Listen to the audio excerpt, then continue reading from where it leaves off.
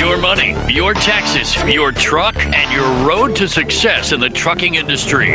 This is Trucking Business and Beyond, the show that puts the money where it belongs, back in your pocket.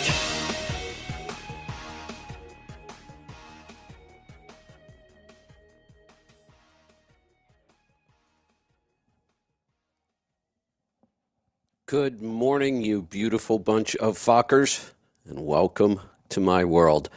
I'm your host, Kevin Rutherford. It is Friday, July 12th. We are here live. We're going to have some fun today. We just need to cut loose and have a little fun today. It's a free-for-all. I see Joel is in the house, so I'm going to bring Joel in right now and just get to it. Joel, good morning. How are you? Well, I'm supposed to be on vacation. What happened? I don't know. Life, I guess.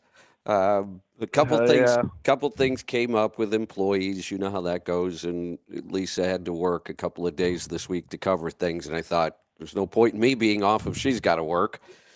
So I thought I'd work. We're going to try again the week after next. So I'm putting it on the schedule. We're clearing all the guests, and we'll see if that works out. Don't try. Make it happen. You're right. That's right. I'm just doing it this time. Yeah. Just gonna make it happen. Right? There is no trying. I sent you an interesting little chart to your text. I saw that. That's pretty interesting. So this is the amount, the horsepower needed to maintain a specific speed on a specific grade. You know what my first thought was when I saw this? The only truck that's going to be able to do this on a 6% grade will be electric. Yeah, and then the battery will be dead and overheated when it gets to the top. So. Yeah, that's true. So what good is it, right? But no, I'm sending you this because I created a shitstorm online when I just mentioned the fact that horsepower determines the speed that you will climb a hill. Torque will determine how much weight or how many times you downshift, but speed is, the measure of the rate at which work is done. Torque is just simply a twisting force. You can have torque without horsepower. You can apply a force, but if nothing moves, there's no horsepower. You can never have horsepower without torque. Joel, so that's what a lot of people are confused about. You are edging right near the edge of being canceled. Okay.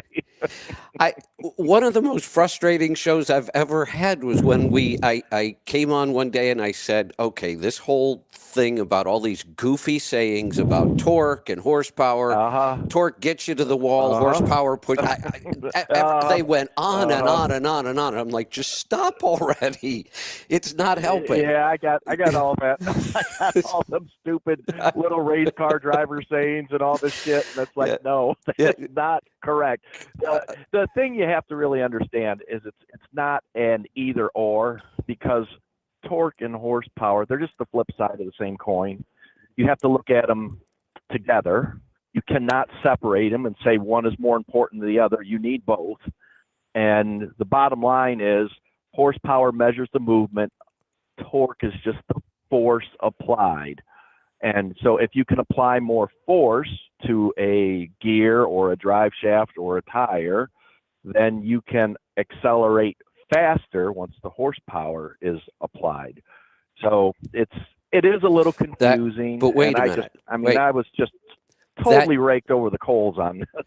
That right there, that one sentence is the best explanation I've heard by far.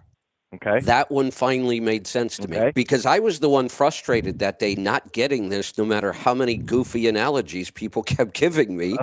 I'm like, none of that makes sense. The fact that we're measuring force on one and speed on the other, that makes sense to me now. And then when you said you could apply force to something, but if it doesn't move, that all makes sense horsepower. to me. Right. Yes. So an interesting way of thinking about this from a trucker's perspective. I could take a 500 1950 torque engine and a 500 1650 torque engine. They're both going to climb the hill at the same potential speed because they're both 500 horsepower. The difference is the lower torque engine will not accelerate as fast getting to the hill, but ultimately it'll take a little longer to accelerate, but it'll have the same top speed because it's 500 horsepower. But the engine with the more torque will accelerate harder because there's more force being applied. When you make the downshift in between gears, this is a lot of times what confuses people. If you have a high torque engine and a moderate torque engine of the same horsepower and you're running up the hill, the low torque guy has to downshift more often, and then when he tries to pick the engine back up, it doesn't accelerate as hard. So the other truck is going to kind of walk away from them unless you've got a very long, very consistent grade. You know, at the end of that grade, both trucks are going to be neck and neck as far as the top speed goes. But there will be some differences in acceleration after the shift. Going through the gears, through town, stoplight to stoplight, an engine with more torque will accelerate a little faster. But all that stuff is harder on tires, harder on the driveline, hard on your fuel efficiency, and not necessarily, you know, what we want from a driver's perspective. If you don't have to pay for anything, that big torque is great. Right. The other issues we always run into is because people don't understand that interaction between horsepower and torque, is we rarely gear things correctly. You know, we're not looking at the horsepower and torque curve and figuring out where we're going to run in this gear and in this gear and in this gear. So you get guys that become gear bound in certain gears because they're not geared to match the torque curve, and they'll go, oh no, this truck just blew me away up the hill. Well, you're gear bound, and you know, if you're one gear up, you're too low, you're one gear down, you're too, you know, and it's not matching things up. So there's a lot to this indeed, but at the end of the day, horsepower determines speed. Torque determines how much work you could potentially do and the rate at what you're going to accelerate. But, you know, a 400 horsepower truck and a 500 horsepower truck with the same torque, they're going to accelerate roughly the same. It's just the truck with more horsepower will have more top end. Hey, Henry, you're live, by the way. I just hit the mute button again. I bumped it the wrong way, but we're working the show at the same time. Is it raining we're yet? Talking about your favorite subject, Henry. Aerodynamics? No, we're talking about torque. Your other favorite subject. No, I know. I tried to come in and have your back on that one a little bit. It wasn't working well, was it? Well, I don't know. I didn't get near the abuse you got, but oh my God! You know, I had your back. I didn't get near the attack that you did. I guess it's all about Legos. I guess so. No, but anyway, I threw that chart out there that shows the horsepower required to maintain a particular speed on 0%, 3%, and 6% grade with 80,000 pounds. And it's an interesting chart to look at. I posted it. I'll put it all over the place. Kevin, you can throw it out there if you want. Put that. And that comes from one of the engineers that I work with. And this is just common knowledge amongst that crowd. This isn't anything secretive or, you know, that this is the best explanation I've seen. It makes more sense now. I do have a question about this chart. So we're looking at the amount of horsepower required to maintain the speed. Doesn't there also have to be a certain amount of torque to make this possible? Well, torque or RPM. So if you have an engine with 1,650 RPM, and this is why we have to gear trucks different, and you want 500 horsepower, your engine produces 500 horsepower with 1,650 pound-feet of torque, it has to turn more RPM to maintain that horsepower. So the lower the torque, the higher the horsepower, the higher the RPM, and that's what traditional gearing is. And so lower horsepower and higher torque, That's downspan. That enables us to run at lower RPM and reduce the engine drag and give you more time for combustion and hold heat in the emission system. So once you understand this, a lot of things really start to, you're like, holy shit, I've been thinking about this all wrong for decades. Yeah, I have been. Actually, I just stopped thinking about it. I just kind of ignored it because it wasn't making sense to me. Correct.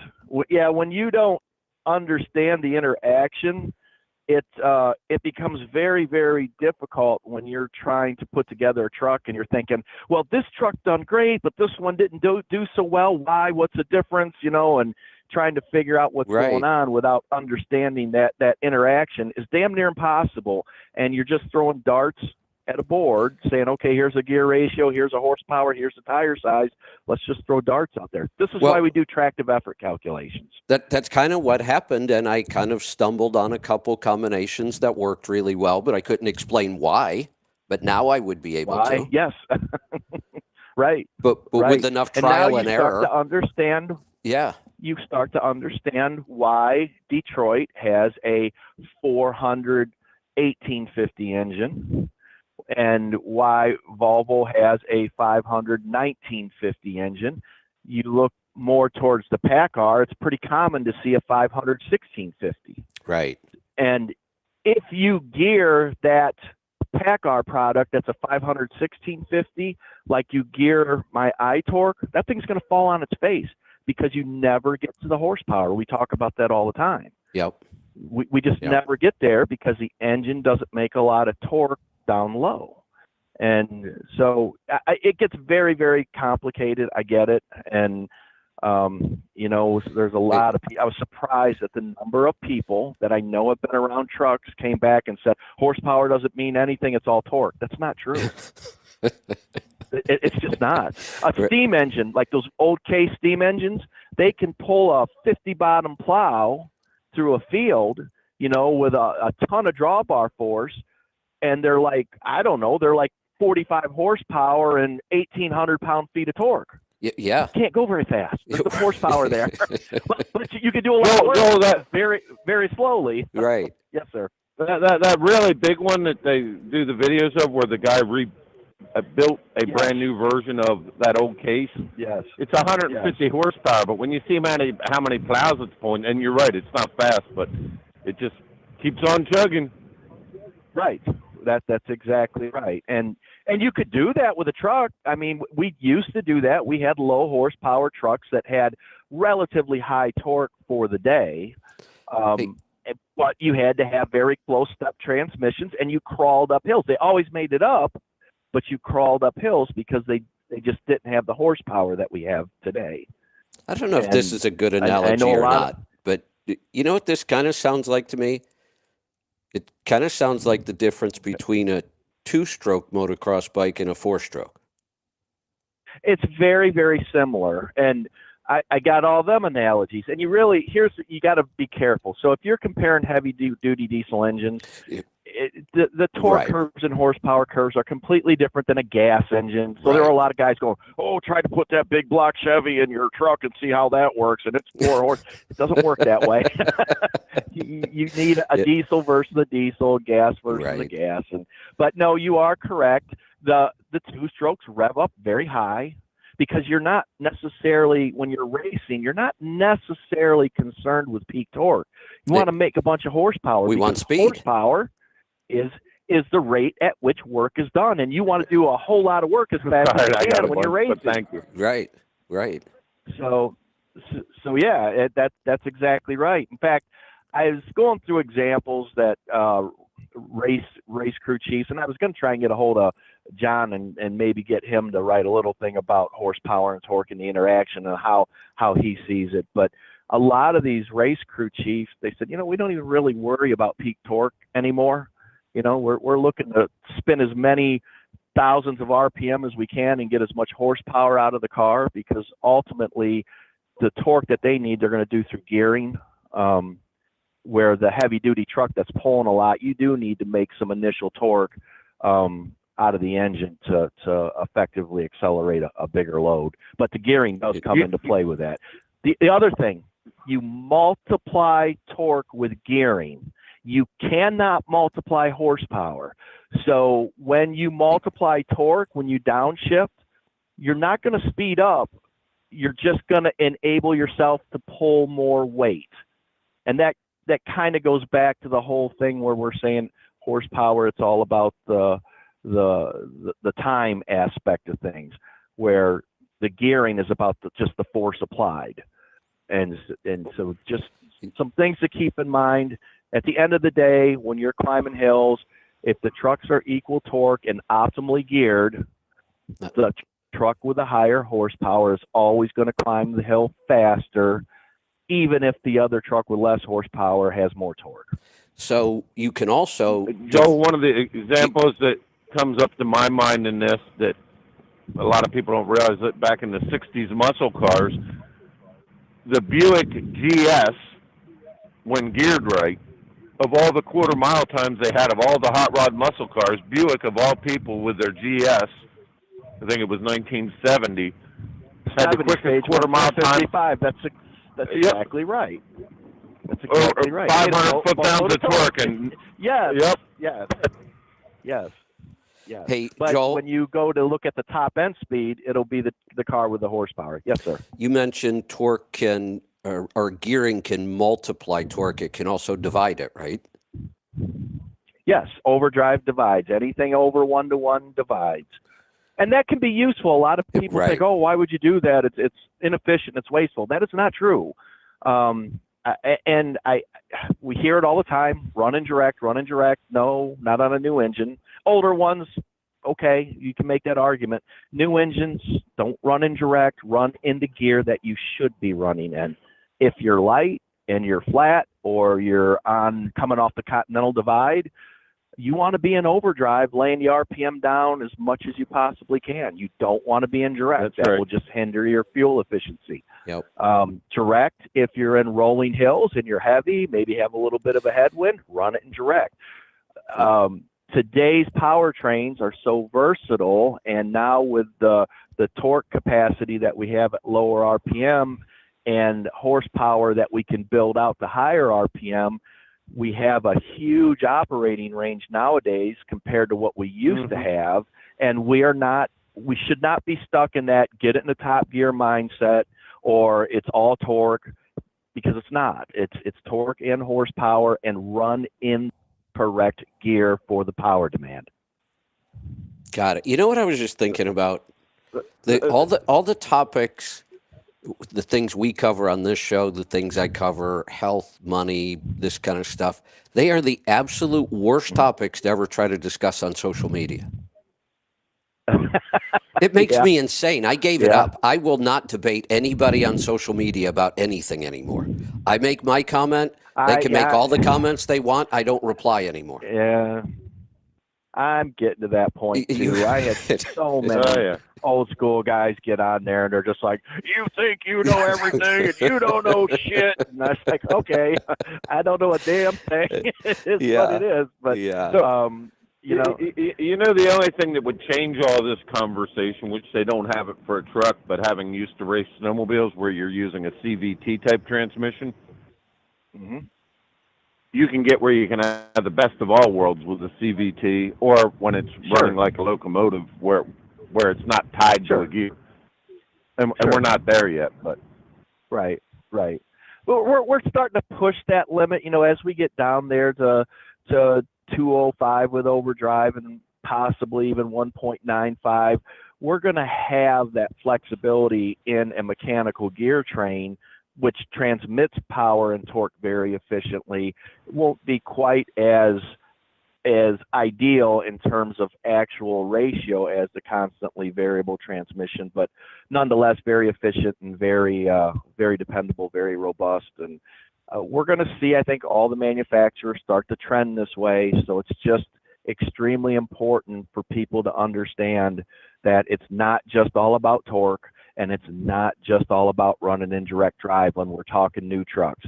Again, when we're talking the older stuff, you can make a case for that mindset. But with the new trucks, you're going to be shooting yourself in the foot.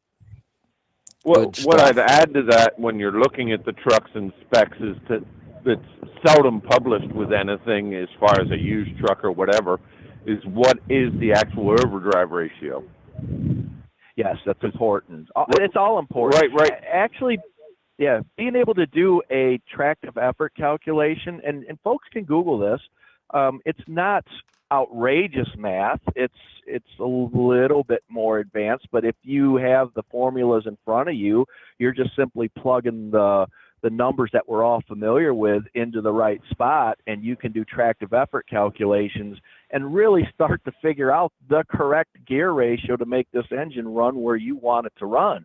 And if you have a fairly accurate torque and horsepower curve, you can really do some good work as far as getting your spec right for fuel efficiency and pulling power and speed. That's right. You got to pay attention, because I'm looking at a transmission right now, and I was like, well, that don't have a deep enough first to do what I want to do. But then when I looked at the overdrive ratio, it was 0.67. Oh, wow. Yeah, that's out there. Yeah, it is. So I didn't need as deep, you know what I mean, with a, right. with a that's exactly right. You didn't need to get as deep with the transmission gear because your rear axle gear will be fine with that tall overdrive. So it's that overall ratio spread in the transmission becomes very important. And I'm going to ring the Volvo bell here for just a minute. When you look at the 14-speed that they have out, that has the widest ratio, I believe, of any on-highway transmission without going to an auxiliary transmission of anything out on the road today. And that enables Volvo to do a lot what they're doing with the gearing. The engine, yeah, it's great to run down low. The Detroit will run down low. The International will run down low. Cummins says they know how to make theirs run down low. I haven't seen it, but they say they can do it. And I think PACCAR is doing a redesign on theirs. So everybody's going in that direction. The next step is now, do you have the transmission to really optimize the benefit of that engine? And make no mistake, you're not going to put a 13-speed or an 18-speed manual on these and get the results that we're seeing today. Joel, and a lot of this reason... I got to stop you there. I know. 18 speeds will do anything you need them to do. Anything and everything. Come on, that's like the ultimate transmission. I've been told that so many times. Say it again. Now I lost you for just a second. Oh, I was correcting you. 18-speed transmissions are the ultimate transmission. They'll do anything you want them to do. I've been told that many, many times. Well, here's what I'm going to tell you, and I know people are going to hate this when I tell them this, but this is just a fact. So when you look at an 18-speed manual, you have a lot of extra gearing in there. You have a lot of extra oil, and that's the big thing. You're pumping oil, and pumping oil is kind of expensive to do in a transmission. And because you have all that rotating mass, when you do go to make the shift, it's going to take you a little bit longer. And it's that delay when you're making shifts, when you're on grade, that break in torque and horsepower is what slows the truck down. The new I-shift that's coming out shifts 30% faster than the one I have in this truck. There is nobody going to shift an 18-speed as fast as this new I-shift will bump through the gears. And that means a significant performance while on grade versus any manual transmission. I don't care how good a driver you are. I get it. So, all right. Yeah, the days of the manual transmission are definitely numbered as we get more and more advanced and really start to understand this interaction between torque, horsepower, and whatnot. I've got a question for you because I didn't realize this. I had somebody call me the other day with the Volvo I-Shift, and he might have been a 13-speed. Now I don't remember all the details, but he wanted to run a gear down. And the truck kept trying to upshift. And I said, well, put it manual. And he said, yeah, I do that. But then I forget what he said. He forgets it. There's a parameter in there that's called auto return to economy. And most fleets will set these trucks up, if they give the driver the option to manually shift, the fleet wants that thing to automatically return to the next highest gear to improve fuel efficiency. Does that always work? No, but that's what a lot of fleets ask for. They need to go into the parameters and shut off the auto return to economy, and then when you manually select a gear, it will hold it without shifting back. Here's what he was telling me, though, and this is the part I didn't understand. He was telling me that all he can do is choose. How did he explain this? He was telling me he can put it in 12th, but then he can't. There's no button to shift the transmission manually. Sure. Now, that a lot of fleets will order just what they call a basic shifter. So he's got a fleet truck with a fleet spec and parameters. This has the basic shifter. There is an upgrade. Performance shifter. That's what I wanted to know. It is a hardware upgrade, but yes. And he'll need to go through the parameters of the truck because most likely they have gear down protection set. They're going to have low gear speed limitation set. They're going to have some torque management that might not be to his liking. So there'll be a lot of things that after he replaces the shifter to get the actual up and down buttons to manipulate the gears that he'll want to change in the parameters as well. Sheesh, that's exactly the same in a Freightliner as well, Kevin. Yeah, I didn't realize that. I didn't realize you could have one without the manual shift buttons. A lot of fleets do that. They you can have it without them. Will abuse them. Yes. You can have it without the manual and without the performance setting as well. Got it. Yep. All right. Well, now I know. Yep. Now I know, and it can be changed. It's hardware and software, but it can be changed. Got it. Absolutely. All right. Good stuff. Hey, Alec. Good morning. I hope that's Alec. Good morning, everybody. How are you? Good. It better be. You're late. I am. You know what? I'm going to. I'll stay late on detention. Yeah. All right. I knew that was coming. That'll work. All right. We're well, Alec. Anything new and exciting on your mind before we get to calls? Joel and I have been messing around, kind of a topic that's close to your heart,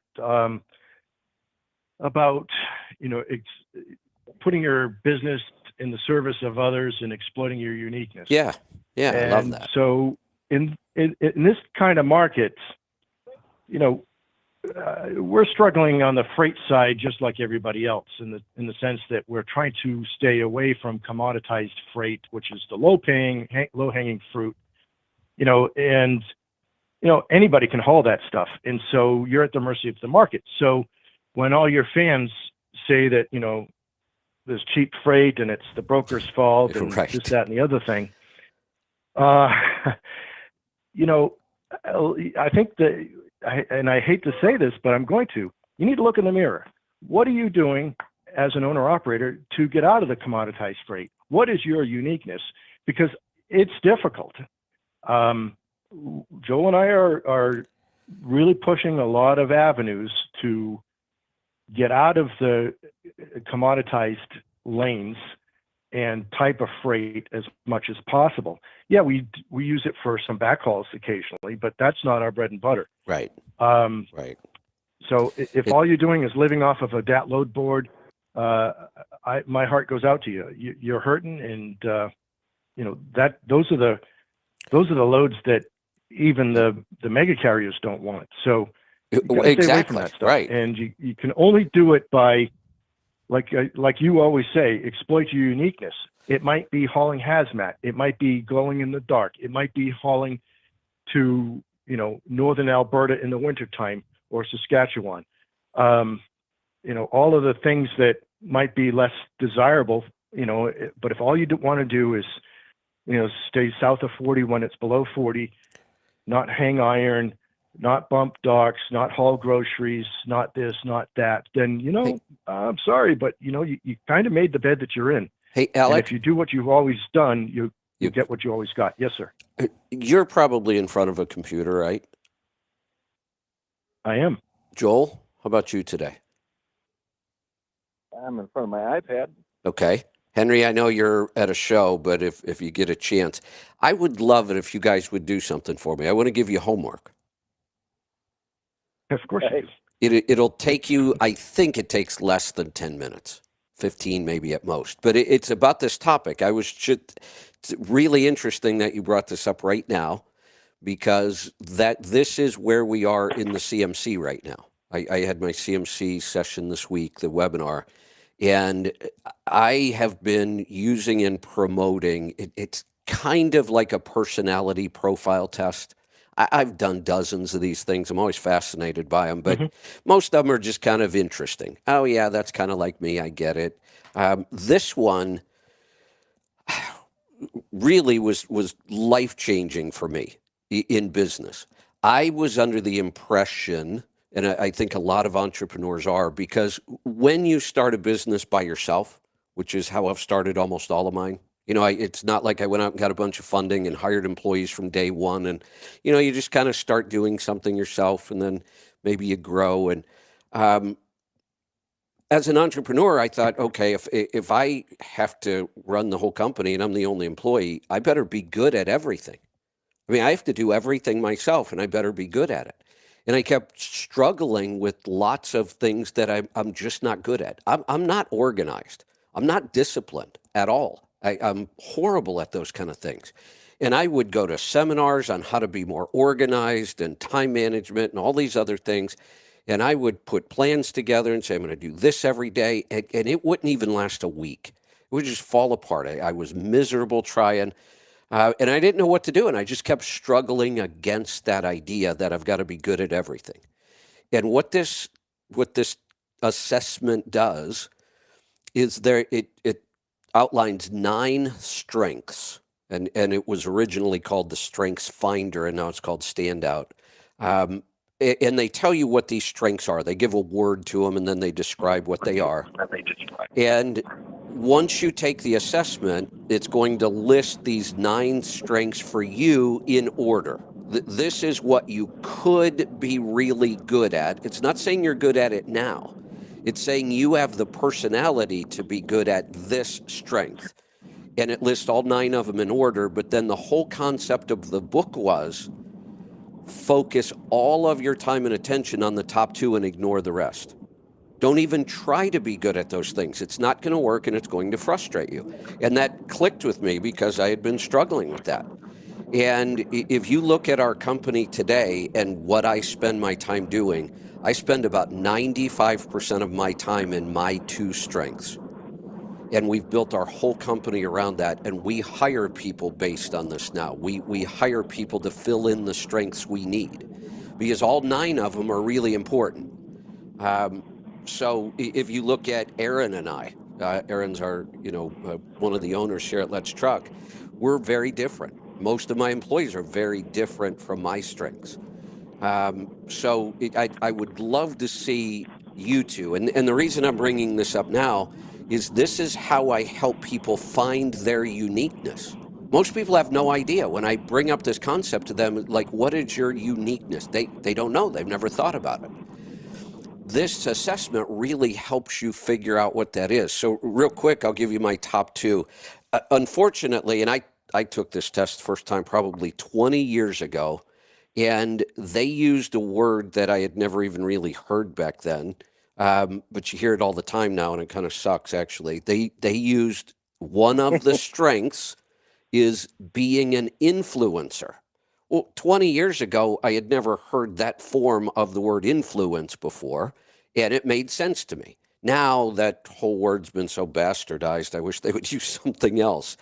So my top 2, I'm a pioneer and an influencer. The influencer is pretty obvious just by the word.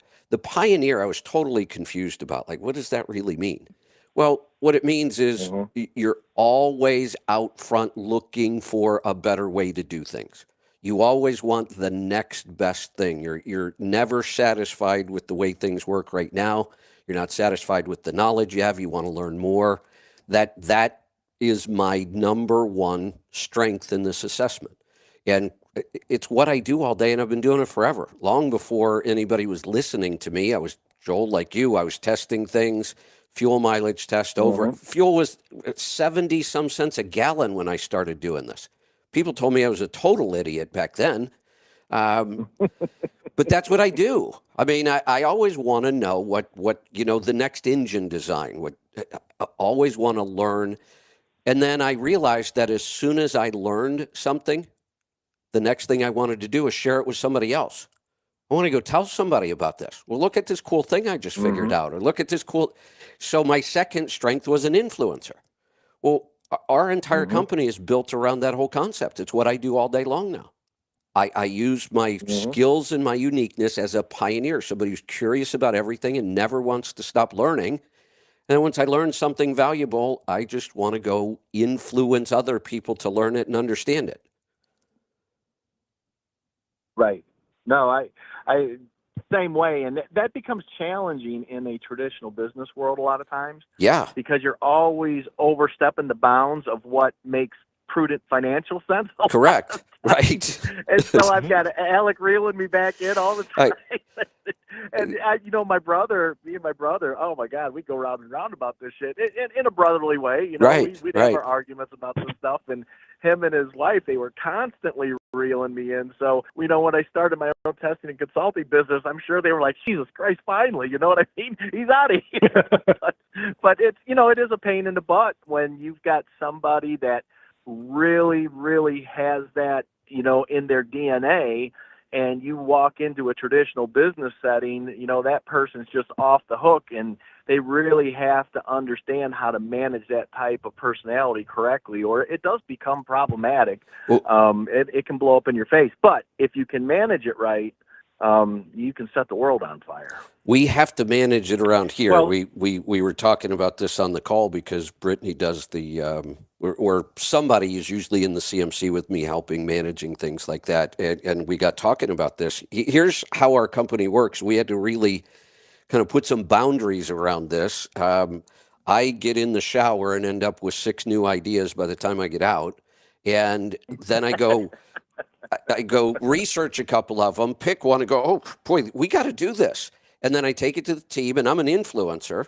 So I get everybody all excited about it. And then the minute I get them to where I think they understand it, I kind of brush my hands and go, okay, I'm done here. You guys figure that out. Before they even, before they can even start to figure out what they're supposed to do with that, I take another shower and I come back, and it makes everybody absolutely insane. And I get it. I can't help it. But I've got to try to manage that somewhat. I've got the exact same thing going on. I know it drives Alec nuts. I know it drives my guys inside powertrain nuts. Where we're working on a specific thing in relation to gearing or whatnot, and I'll call them 4 times a day. Hey, and I got another idea. Like, wait a second, slow down. We can't process this shit this fast. And they're very nice about it, but I know it drives them nuts, and I know they want to rip their hair out. But I'm like you. I can't not express that. When that shit hits me, I don't care if it's midnight, somebody's getting a phone call. Well, you guys have probably heard it on the show. This really makes my team crazy. I will have an idea in the middle of a show, and I'll start talking about it as though we're already doing it.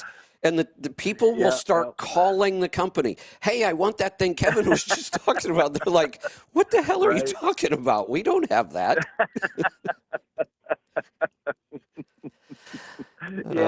I get that too out in social media with some truck specs. Some dealers are wanting to strangle me. Right. Yeah. Ahead of things. And they're like, where the hell did you get that now? People are asking for it. They got no clue. And it can be messy if you're not very careful on how you manage that. So here's what I want you to do. Go look up Standout 2.0. Standout is one word, 2.0. There's a book, and you can read the book where it explains the whole concept. It explains all the different strengths, and it's really in-depth. They've put a ton of work into this. By far, it's better than any of these assessments I've ever taken before, and I use it a lot. I've been helping other people do it. Here was a really interesting thing. There's 9 strengths, and we're really only interested in the top 2. And which order they come in could change things a little bit. But they also explain to you how those top 2 strengths work together as well. So there's a lot to learn in there. Then they say, look, if you're a manager, here's how you should use these. If you're in sales, here's how you should use them. So a lot of good information, but it was interesting. My combination of pioneer then influencer, I probably gave this assessment to somewhere close to 80 to maybe even 100 people before I saw that combination again. It was kind of odd. A lot of the other combinations come up over and over and over and over. This one was really, I just wasn't seeing anybody. And I'm like, wait a minute, is something wrong with this? Why do I not see this combination yet? And one of our regular callers, long time listener and a close friend, Jackie. Many of you have probably heard Jackie on the show. Jackie was the first one that got the same combination. And I'm not sure if I've gotten another one since. I've had a couple people with it the other way around, influencer first, pioneer second, but not many of those either. So that it was just kind of odd. And when you look at the explanation of those two together in that order, the first sentence they tell you is, this is a serial entrepreneur.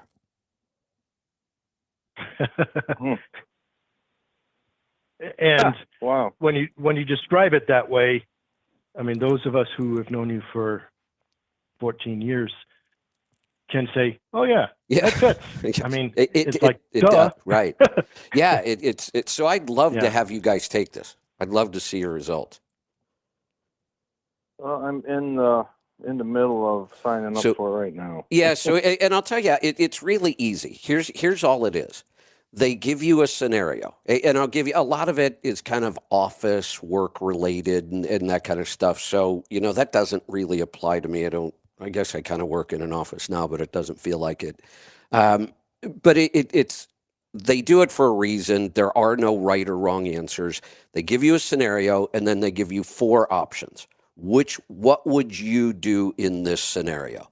And it might be something like, you worked 6 months on a personal project. It was your idea. You did all the research right before, and you've been sharing it with your friend at work. And right before you take it to the boss, you find out your friend took it to the boss. And then they give you 4 scenarios on what you would do. Shoot them was the one I chose, but that's probably unusual. No, I'm kidding. But that was the first one that came to my mind. Exactly. But they just give you multiple scenarios. Watch out, Joe. And then they give you, what would you do in this situation? I've taken it like 3 times over the years. My results always come back the same. But it's interesting now, the last time I took it, the 3rd time, I didn't even read the question. I just read the answers. I can read the answer and know that would be my response without even knowing what the question was.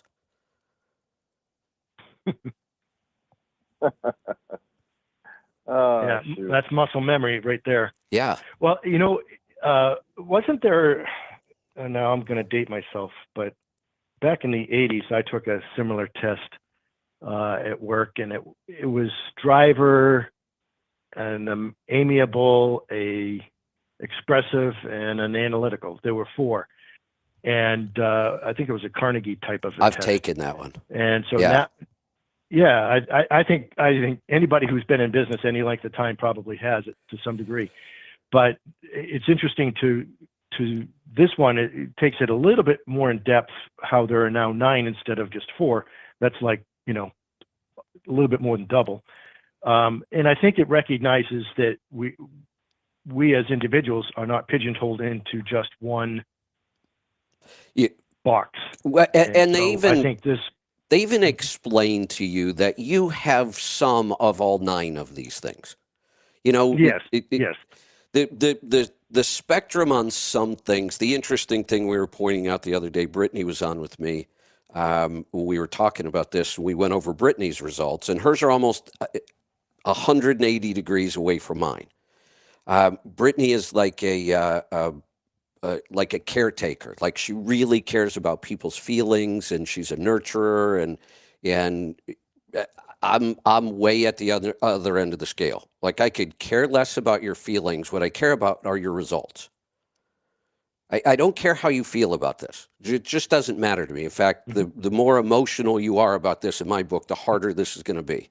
So I don't care about your feelings. I do care about your results. I want you to get better results. I want you to be happier. But if you start talking about how this makes you sad, you're going to lose me. I don't relate to that well. And Brittany was completely the opposite. Well, we wouldn't want a world full of people like me without, a world full of people like Brittany to kind of balance that out at some point. And that we've really tried to kind of build our company around making sure we have some of all of these things. And then putting people in positions where it matters. You don't want me answering the phone for customer service. Brittany's really good at it, though. Yeah, exactly. So I find it really powerful, and when we go back to that statement, which by the way I stole from Larry Wingett, discover your uniqueness and exploit it in the service of others. Speaking of social media, I've posted that several times. One of the most common responses I get. I can't I'm believe. I'm going to guess that's selfish. I can't believe that you're exploiting people and admitting it. So they missed the second clause? Yeah, there was some reading comprehension issues going on there. They saw the word exploit, and all they know is that's a bad word in their mind. Well, it's not if it's used properly. I exploited myself in the service of others. Right. They don't get that part. Yeah. So you're saying you have to read the whole sentence? Exactly. Yeah. Words matter. All of them. Yeah. All right. Let's get to some phone calls. Yeah. I could talk about that stuff all day long, but I think it'd be fun if you guys do important. it. And it's homework for next week. Yeah. Cool. All right.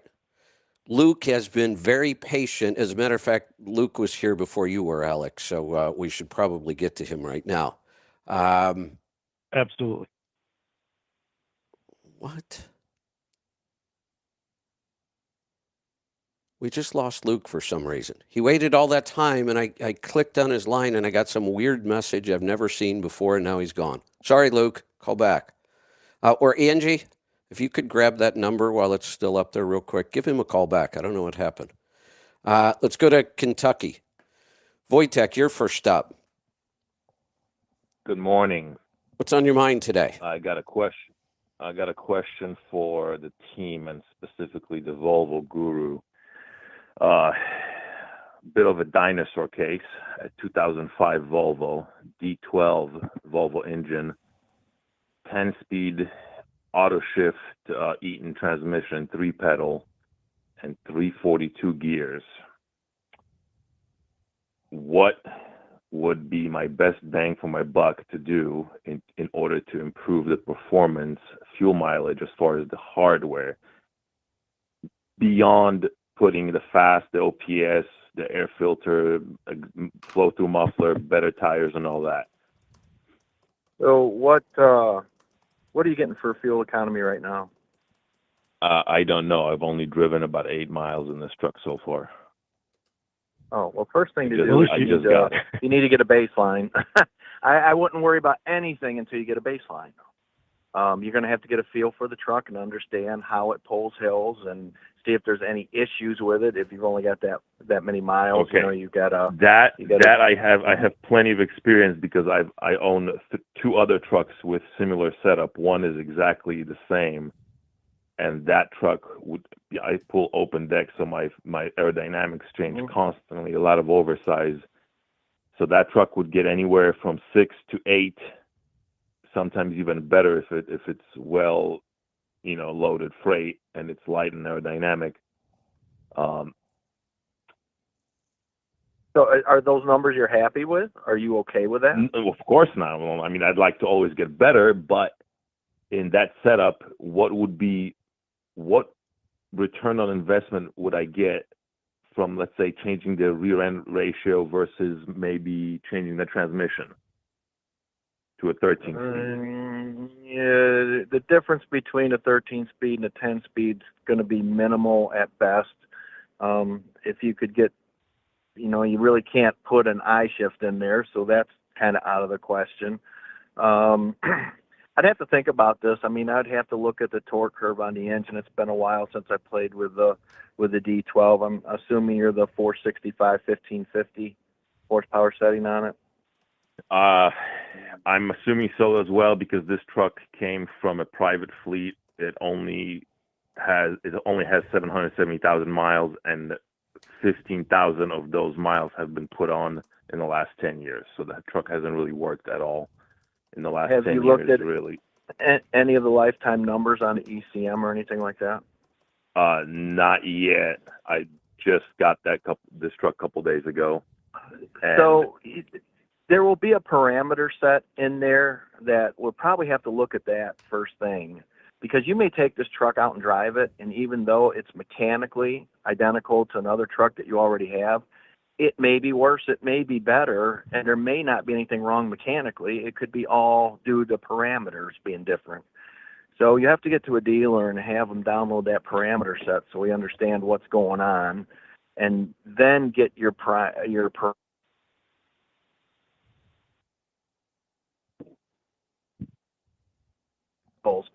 getting that parameter set right, and then anything that we can do in that transmission as far as the existing shift logic, and I'm not sure that there's a lot that can be done. There isn't. I've had issues with that transmission in a different truck before, and I wanted to reprogram some of the shift points, and the dealer basically told me, sorry, we can't do anything for you.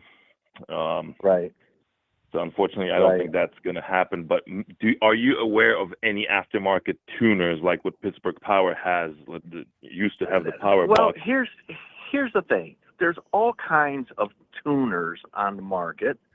Now, if you can go to Pittsburgh Power and you can lay out exactly what you want this truck to do, and they can say, okay, we're going to tune it like this in order to achieve this, this, and this, and here's why it's going to be better than what you have there right now, I'm all for that. But if you're just and I've already brought that question. To Pittsburgh Power. Yeah. They say no to Volvo.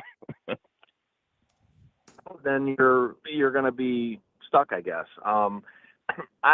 Back in the day when I ran those with a manual transmission, the D12 was never a fuel efficiency king. It was okay. It was probably slightly behind the Series 60 and maybe a little bit better than the N14. But it wasn't a powerhouse either. The only thing the D12 done very well is it lasted forever. I mean, it just did.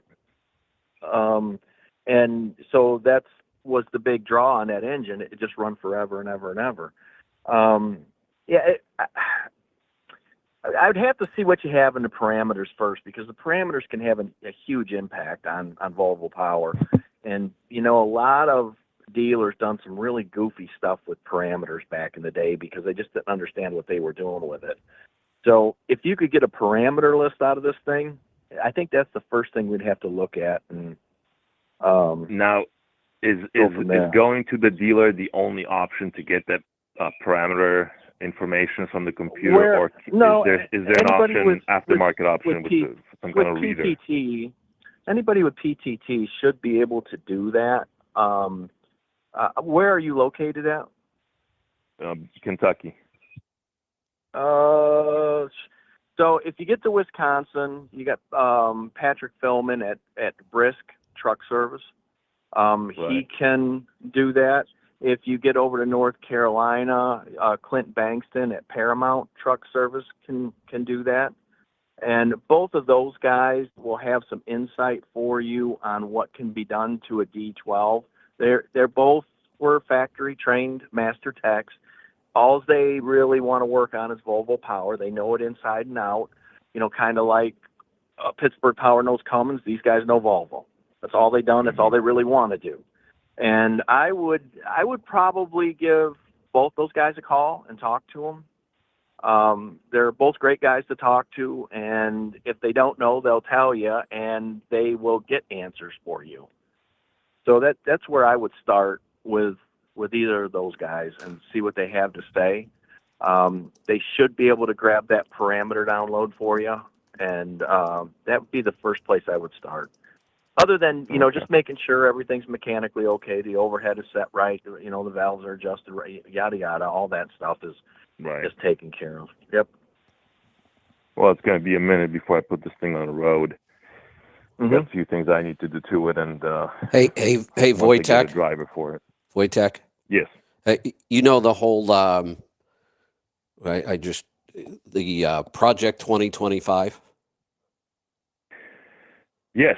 Yeah. This truck is going to be part of it, I'm sure. Got it. By the end of the day, when they get done with everything that's on that list, I'm sure this truck will be on it. Got it. All right. I was going to make a joke, but it wasn't that funny anyway. Is that where you were going? No, actually, you just said a phrase, and then I looked at something else online because I'm arguing with somebody, and I shouldn't try to do two things at once. What was the phrase you just said? Oh, I know what it is. This Project 20... It's going to be a minute before it puts it on the road. Yes, that's Project 2025 is going to ban that statement, and there will be jail time involved. This statement makes me crazy. People say in a minute, but the minute is meaningless. What they're really talking about is a longer time, but now I'm totally confused about what you really meant when you make that statement. That one just drives me insane. I'm banning it from this show. You have one strike. It's sort of like a New York minute. Well, see, at least that one at least made sense, because I know what you're talking about is it's really quick. But when people say it's been a minute, is that a day, 6 months, 10 years? I have no idea what they're trying to tell me. Mm-hmm. Okay, I'd like to coin a new phrase on the show here with witnesses. Let's say from now on an Oregon minute, since you got all the hippies that are lazy and dirty and don't do anything. It's going to be an Oregon minute. That was pretty creative on the fly. I like that. That'll work. There you go. All right. Thank you very much for all the info. You're welcome. Mm-hmm. All right. We have a lot of calls. We're going to get to them. But here's another one of those things that I probably shouldn't post this, because this is one of those things that isn't worth arguing with about online. But listen to this statement somebody just made. It makes my head hurt. 1099 employees are not business owners. Well, wait a minute. The term 1099 employee is an oxymoron. Hang on. Did I hear my name somewhere? I have y'all turned way down because I have somebody here at the show. No, I said oxymoron. 1099 employees. You got to love it, man. 1099 employees are not business owners. I don't even know what to do with that. Move on. Yeah. You can't. Oh, never mind. Well, here was my response. And this is my new strategy on social media. I make a response like this, and then I will move on, and I will ignore the rest of the conversation. I won't reply to anything else. But here was my reply. 1099 employee is an oxymoron. Anyone who doesn't understand that is just a plain moron. And that will be my last comment. You really know how to make friends, Kevin. I know. And here's the thing. I like this guy.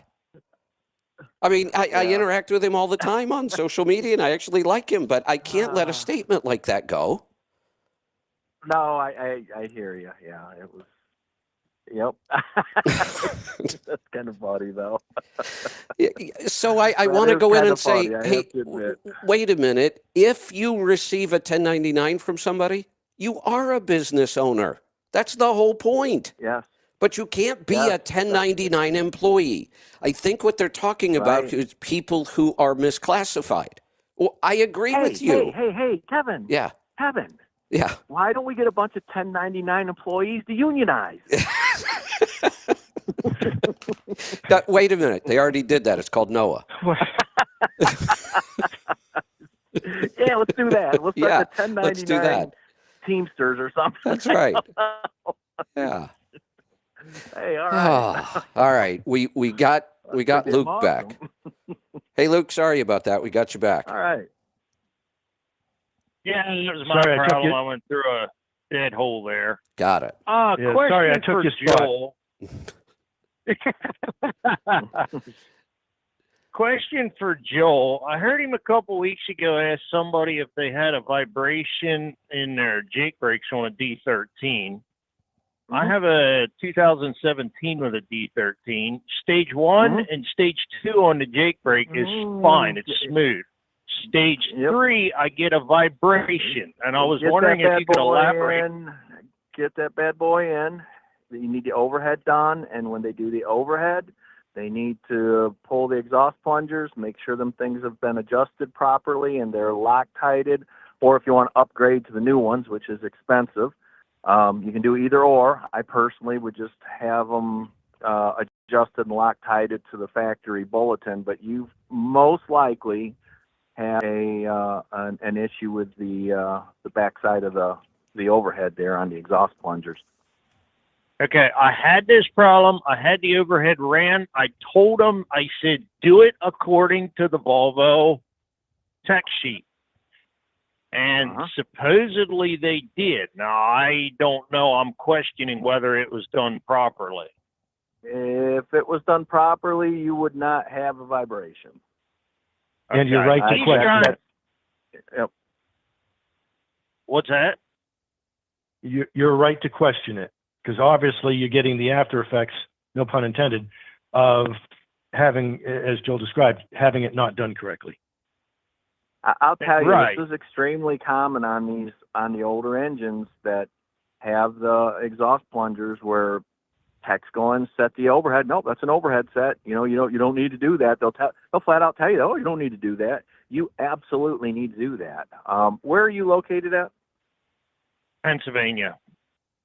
Do you get out to Wisconsin or down to North Carolina? No, this is a day cab. I do mostly local work, South Central Pennsylvania with this. I posted a picture on truckingtribe.com and tagged you in it. Gotcha. Yeah, I don't know anybody specifically in that area, but I can ask around and see, what dealer tech really understands this stuff, and we'll check it out and make sure that you get the right adjustment on that. Okay. It is a little time consuming to pull all that apart and disassemble them, clean them up, and adjust them, and Loctite them. It's not easy to do. We'll just put it that way. So. Okay, and you called them what you call them again? That you need to pull out? Exhaust plungers. The exhaust plungers. Yeah, you have to pull those out, and they disassemble them, and there is a bulletin out that Volvo has that they talk about this and exactly what needs to be done, and they specify right down to the color of the Loctite that you have to use on it in order for them to hold and not back off. Okay. I got a question for you, Luke. This is Alec. Was this done at a dealer or an independent shop? Independent shop. Okay. So, and I'm not castigating either one, but perhaps this individual was unfamiliar with the exact Volvo Tech Bulletin, certainly not as, familiar as Patrick or Clint. And it's possible they just did the overhead, and they might have done the overhead just great, but if the exhaust plungers are out, now your overhead is out as well. So, okay. There is a dealer at South Central, I think it's Greencastle. There was a Volvo dealership down there. I mean, a Volvo dealership would probably have this down pat if there are no independents in your area. So, okay, I have a couple different Volvo dealerships within an hour of me. I think there's 2 of them within an hour of me. So I could try having a dealer do it. Mm-hmm. Let us know if you do, if that solves the problem. But that would be the first place that I would look. And I'd also have them run a cylinder balance test before and after they set the overhead. And they may scoff at that. A lot of times the dealer tech's like, oh, I don't mean shit. Have them do it. Have them humor you. run the damn thing, and get it in, and have them print out the result. Yes, you want it printed out before and after, cylinder balance test, run the overhead, and bring the exhaust plungers up to spec per the bulletin. Okay. I'll get it in and have that done then, and I'll let you know how it turned out. Awesome. All right. Perfect. And sorry to keep you waiting. Thanks for the call. Yeah, thank you. That's right. All right, let's calls are piling up on us. Let's go to Manitoba. Ron, welcome. Good day, sir. Just wondering if you figured out your mower issue. Your John Deere did. Well, I did, but now I'm busy trying to paint it flat black. Oh, yeah. The video. Yeah, who knows if anything's true nowadays? Because anybody could make a quick clip like that up. So. No, this one's true. This is not a quick clip at all. The guy that Robbie Starbuck, the guy that's posting all of this, is very, very active in doing a tremendous amount of research and then exposing companies who have gone like over the top woke. This isn't just a cheap fake. This guy gets documents from the company. He's got verified videos from the company, training videos. He's reached out to companies. I think he's been instrumental in getting some of these companies to stop this. I think he was one of his first was what's the farm store that was we just went through this a couple weeks ago with them. They've reversed almost all of that. So I don't know, Joel, Henry, Alec, if you saw what was going on with John Deere. Going to Mexico? That was part of it, but totally woke. Like you go through their corporate material now, and it is over the top woke. Like they have somebody in a position that their title is like Global Rainbow Coordinator or some goofy. It is really over the top bad. And my post today was, I waited 61 years to get a John Deere product, and now they did this to me. I got to go paint my lawnmower flat black now so my testosterone levels don't keep dropping. I will tell you another company that was horrible for this is Goodyear. And my brother had been working on a deal with Goodyear for, 6-8 months. And they finally came through with all these numbers and stuff. And then they came down to finalize the deal, and they brought their whole woke army with them. He threw them all out. Good. To take their tires. Good. None of this stuff belongs in business. I don't care what your beliefs. I don't care what your beliefs are. I told him. It just does not belong in business. The first time. Absolutely right. The first time I got suspended at SiriusXM for a week for calling some guy a soy boy, or it was something along those lines. I got suspended for that one for a week, and I was a 1099 employee with them. I guess I was not an employee. I had a contract with them, so they can't really force me to do anything.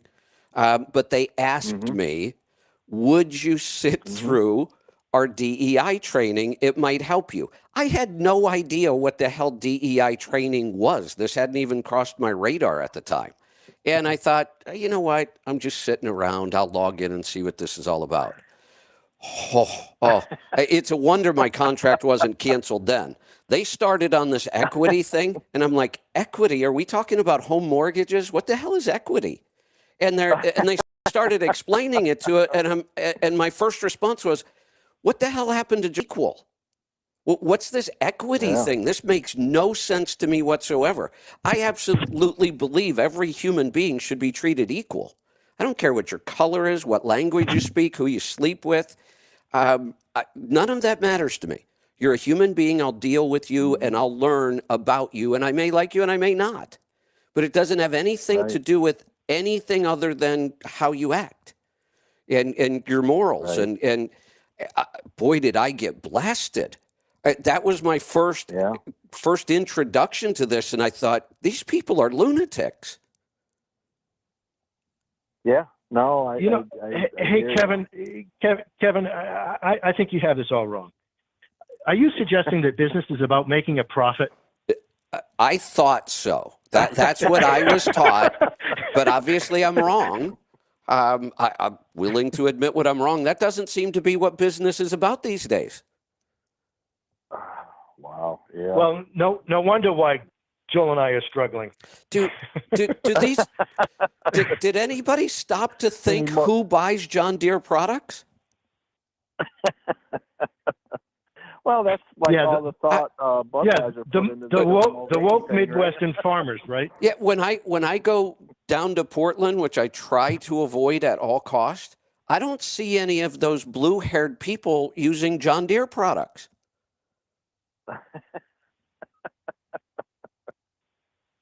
Nothing wrong with blue hair, but I don't think that they're big consumers of John Deere products. They may be trimming their cannabis plants with a John Deere hedge clipper or something. I don't know. So, I don't know if I should paint my John Deere tractor. It's just a little lawn tractor. It's not even anything serious. I don't know if I should paint it flat black just to hide it, if I should just get rid of it. I don't know. Or, I think I'm going to have to get more Husqvarna products to get my testosterone levels back up. That sounds so much more manly now, right? Well, you could always go with steel as well. Steel, there you go. That's right. Yeah. Yeah, those both sound much more manly to me now. But I was all excited about finally having a John Deere product, and then they do this to me. Uh-huh. I should have saved that question for last. Go ahead, Ron. What was the name of the test, or is it a book or a? It is a book you can read. So the way it used to work when I first took it is I bought the book because the book sounded interesting to me. And the book explains the whole concept, how they develop the test, how it works, how you use it. And then because you bought the book, you would get the assessment free. If you just wanted to take the assessment back then, I think they used to charge you $15. The last time I recommended it to somebody and I went and checked it, the assessment's now free. You don't have to buy the book. You just log in. It's Standout 2.0. If you search Standout 2.0, it comes right up. Okay. And last thing, just catching up on yesterday's show, what's the issue with coming into the U.S. with pets? I don't know. My wife brought this up to me first, so I've never read anything about this, but I've seen some headlines and some discussions, and I guess there's some new requirements to get back into the U.S. with a pet. It's not a Canadian thing. You can get into Canada just fine.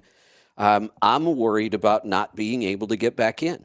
Anytime there's government involved and paperwork and things go wrong, and what are you going to do if they hold your damn pet captive?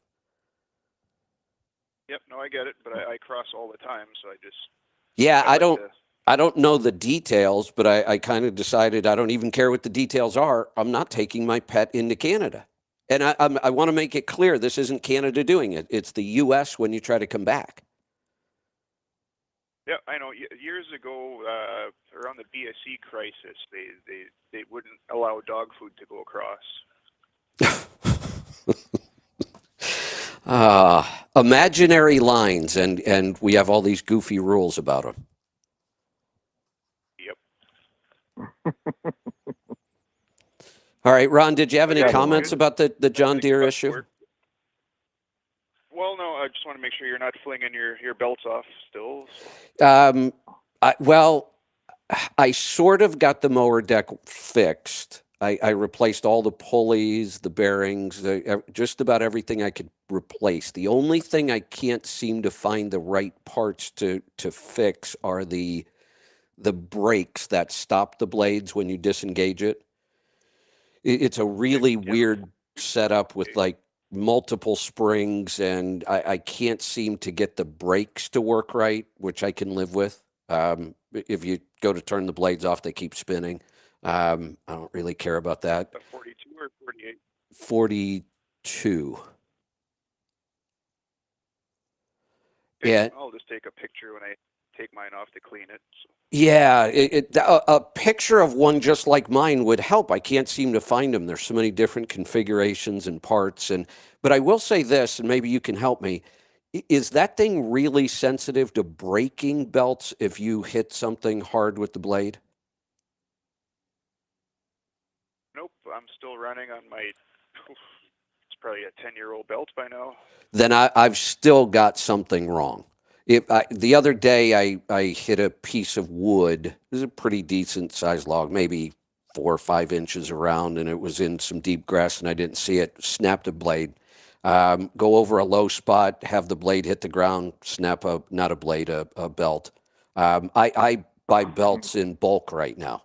Seriously, I replace a belt almost every time I mow. Kevin. Yeah. You're using a lawnmower when you should be using a brush hog if you're hitting 5-inch pieces of wood. I think you're using the wrong tool for the job. Well, I might be, but I think he needs to influence someone else to mow the grass. It seems overly sensitive to braking belts to me. I know I'm abusing it a little bit. I know it's just a riding lawnmower, but seriously, I think you need to look into a brush hog. Well, you're going to be working on this more. I do have a brush hog that I pull behind. I got a beautiful 1971 Ford tractor. The guy was the original owner. This thing is so cool. I've got a brush hog, but I can't get it into a lot of the smaller spots. I've got to go around trees, and so the riding lawnmower does it. But so now, wait a second. I'm going to make you feel real manly here. Go to your steel dealer. Okay. Get yourself one of those industrial weed whacker things that has a saw blade on the bottom, and walk through it and knock it down by hand initially, and then you run that mower over it. You won't be putting belts on it all the time.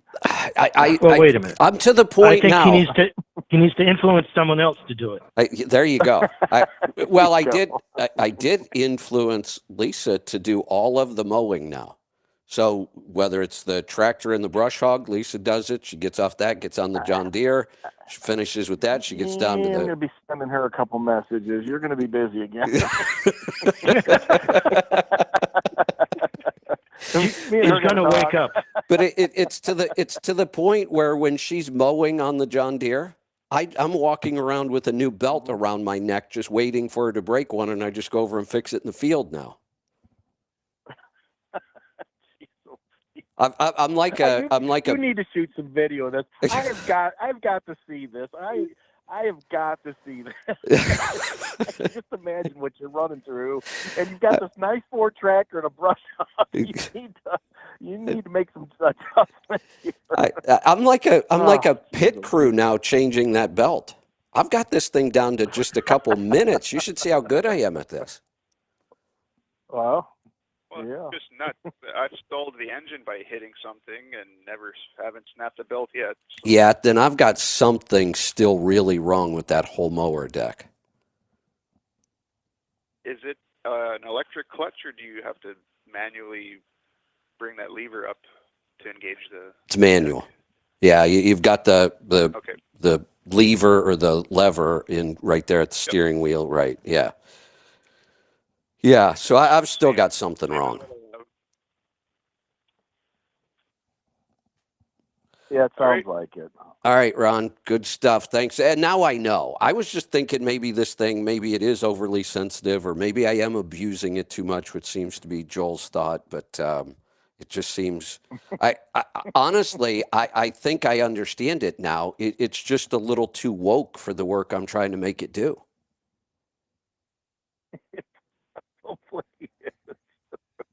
That's the problem. Let's go to Kansas. God. Steve, welcome to the program.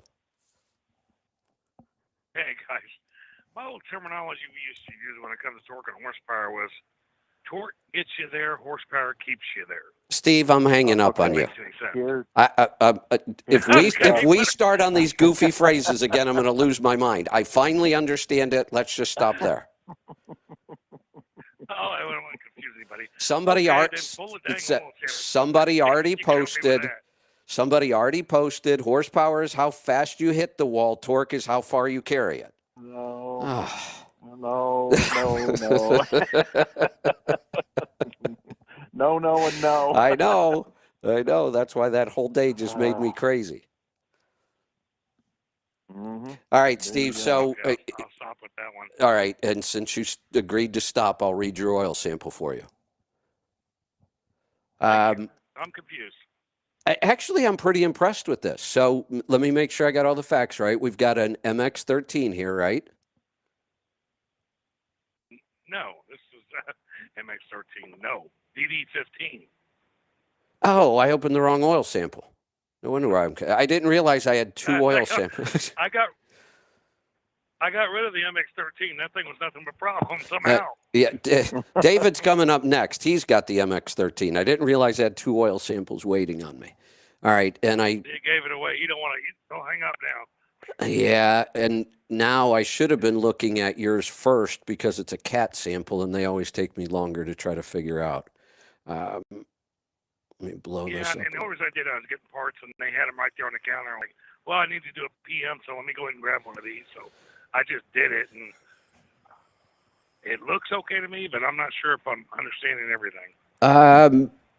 So far, it looks really good. I'm not seeing anything I would be worried about. So we've got 650,000 miles on the engine and 38,000 on the oil sample, right?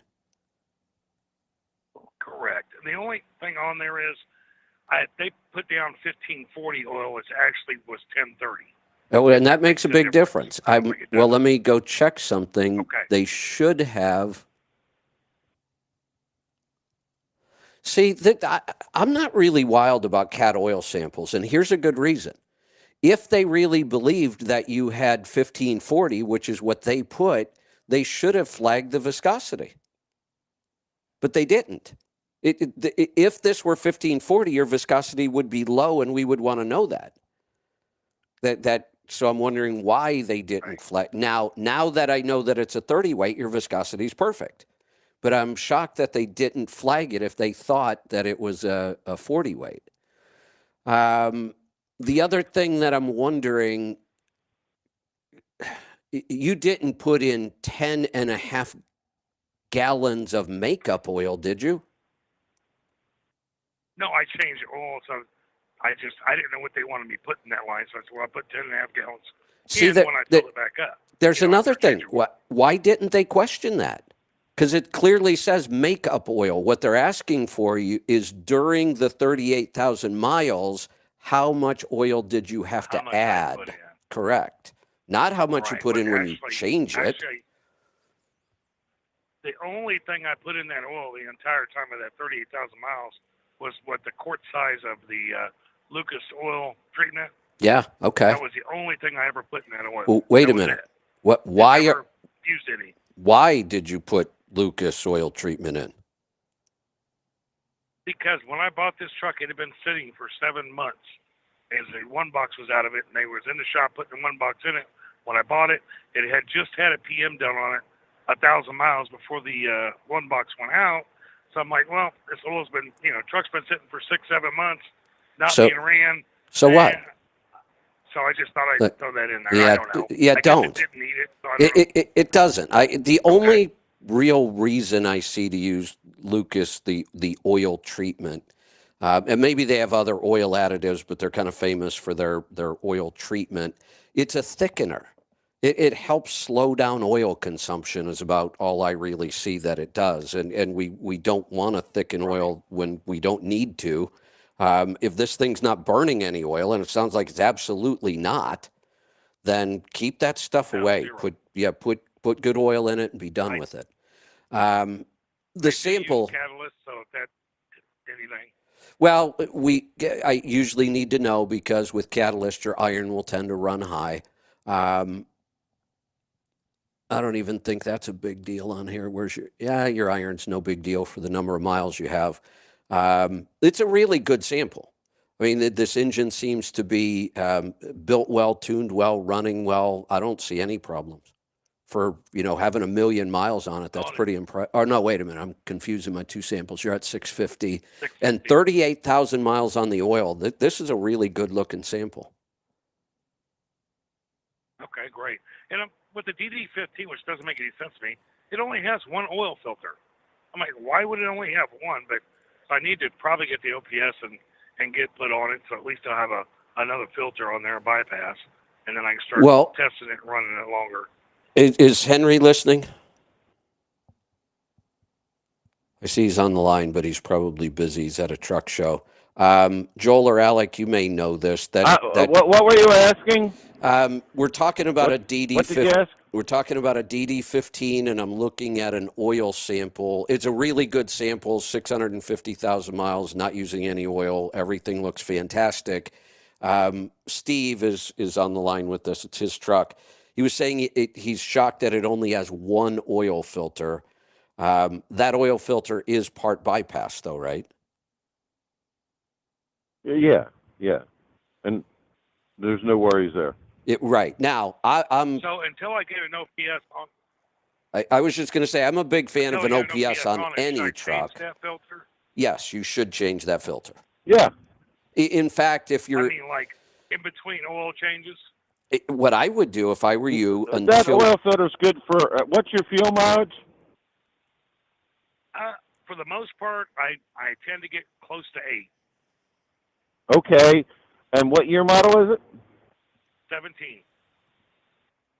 That qualifies for 75,000 mile oil changes, and the filter's good for that long too. I'm old school. I hate going that long on oil changes. That just drives me nuts. But I can't see stop a filter it. being good for 75,000 Stop well, it. Also on my Davco filter right now, I'm at 315,000. I'm still on the original. Wow. Steve, when we first brought out the OPS and partnered with them, they had an awesome slogan, and it applies here. Change your thinking, not your oil. I know. I get it. It's just hard to go there. The OEM is telling you can go 75,000 miles. Now, what I would tell you is you should sample every 25,000. Well, yes, I would agree with that. Every what, 25? 25. And the reason is you could have a problem occur like a coolant intrusion, fuel dilution if something goes wrong. 75,000 miles to wait to find out that happened is just way too long in my book. You're going to do a lot of damage if something goes wrong. I have no problem taking oil changes out to 75. I have no problem with a filter that will go 75, but I want an oil sample at 25. Okay, and I'm running Rotel 1030 synthetic blend. I would have went straight synthetic, but I went all over town and no one had it. I don't know why, but nobody was carrying it. So did a synthetic blend, which probably good enough, I guess. But thank you, sir. Yep. All right. It looks good, though. I'm in and out of hearing you because of being at the show. Okay. Like if you're wanting to go way out there to do stuff right, put an FA4 category oil in it. But even with a CK4 1030 synthetic blend, it qualifies for that 75,000. Excellent. Okay. Thanks. And like Kevin said, the oil analysis will help your peace of mind getting there. Absolutely. Yeah, no doubt. And like I said, he's at 38,000, and this is his first sample on this oil. There's just nothing wrong with it at all. I mean, there's nothing to even comment on. And he hasn't used any oil whatsoever, which is pretty common these days. Did anybody see the... I haven't had a lot of time to go read into this, but one of the oil companies sent me an email. The last time they brought out the new APIs, they asked me to go around and tell everybody about them, and they sent me another email. The next API, we're going back to one API for all engines again. That's kind of incredible. Yeah, that's pretty cool. Yeah, it's nice because it'll help with the... I say it's going to help with the confusion, but I have a feeling there are an awful lot of people that own trucks that don't even know what the API classification is. I have a feeling they just go by the fact that if they're selling the oil in the truck stop, it probably works in their truck. Uh-huh. Well, when we get down to the newer trucks, they're already talking about getting down to a 16 weight oil in some of the newer stuff. Wow. And I mean, we still got guys that insist on running 15W40, and when we get down to that newer stuff, people are really going to lose their minds. Oh yeah, they are. And it's yeah, and this stuff has. I can already hear it. Might as well put water in it. Yep, that's what's going to happen. Yeah, for sure. All right, let's do another oil sample. David. Hello. Are you the one with the cat? No, the MX-13. That's what it is. I got the MX. Yeah, I called yesterday right before you answered my call. Hey, David. Dropped the call. David, you gotta get off your headset, pick up your phone, do something. You sound like you're a mile away from your phone. What about now? That's much better. Thank you. All right, so let me verify a couple things. Almost 1 million miles on the engine, right? Correct. 26,000 on the oil. And I know your sample's kind of colorful and they got a bunch of things flagged. You can ignore them all. Really, the iron being at that well, let me ask, you are using catalyst, right? Yes. Okay, good. Other than the iron, and it's not a big enough number, we need to worry about it with the catalyst. All of your other wear metals are still really low. And that's what we start looking for as the engine gets older and older. We're starting to wear things out. You're not. There is something I should probably address. You're kind of borderline here, and it looks like we had a problem at one point. If we go back to that second sample, which was May of 23, you had a silicon reading of 30. Yeah, had somebody opened up the engine? Yes, the oil pan had been off and the overhead had been run. Now, you went from 30 to 6 on the next one, so that's perfect. You're up to 11, though, this time. Yeah, I don't like to see anything over 10. We're getting dirt in there somewhere. Now, before I pulled that sample, I did, my radiator went out, so I had my air-to-air and stuff off, and it was kind of a it was a gravel lot that I had to do the repairs in because that may have done it. Yeah. So I'm sure that's where the dirt there came in at. Okay. And I wouldn't. It sat there. I pulled it out one day, put it back in the next day. So I tried to get everything covered up, but people driving through the lot, there's not a whole lot I could do about it. And that could account for this. And at 11, I'm not worried about it. We're not seeing wear metals, so it's not enough that it's really a concern, and we have an explanation for it. So the only other thing, and the labs are going to catch up to this and start changing the way they flag. They flagged your base at a level 3, I think, because it's down to 2.3. That's not a big deal anymore. Yeah. I mean, I don't even tell people to add base until they get maybe down around 1. You could add some base now. It's easy to add base, not expensive. You could add it now, but it's not that big of a deal. I am, after I took my sample and swapped my filters out, I'm right there on the verge of, it's not on the line to add a gallon, but it's pretty close to it. So I'll probably just go ahead and add a gallon to it. That should bring my base back up. Now there was 26,000 on the sample. The oil itself is a little over 50,000 on the oil itself. But yeah, no, everything still looks good. There's no reason to change it. Yeah, absolutely. For I don't get a ton of oil samples from the pack car engines because there just aren't that many of them out there. But to see it at 1 million miles still doing this well on an oil sample is pretty impressive. Yeah, so far since I've had this truck, I had some emission problems, but as far as the drivetrain goes, motor, I had the one scare where the oil sample got pulled when the oil was cold, and I didn't realize it until after the fact. That's the reason why the oil pan got pulled off, because it give us all kind of crazy numbers. Yeah, it will. And I got a little scared there. But other than that, haven't had any issues. There really wasn't no reason to do that.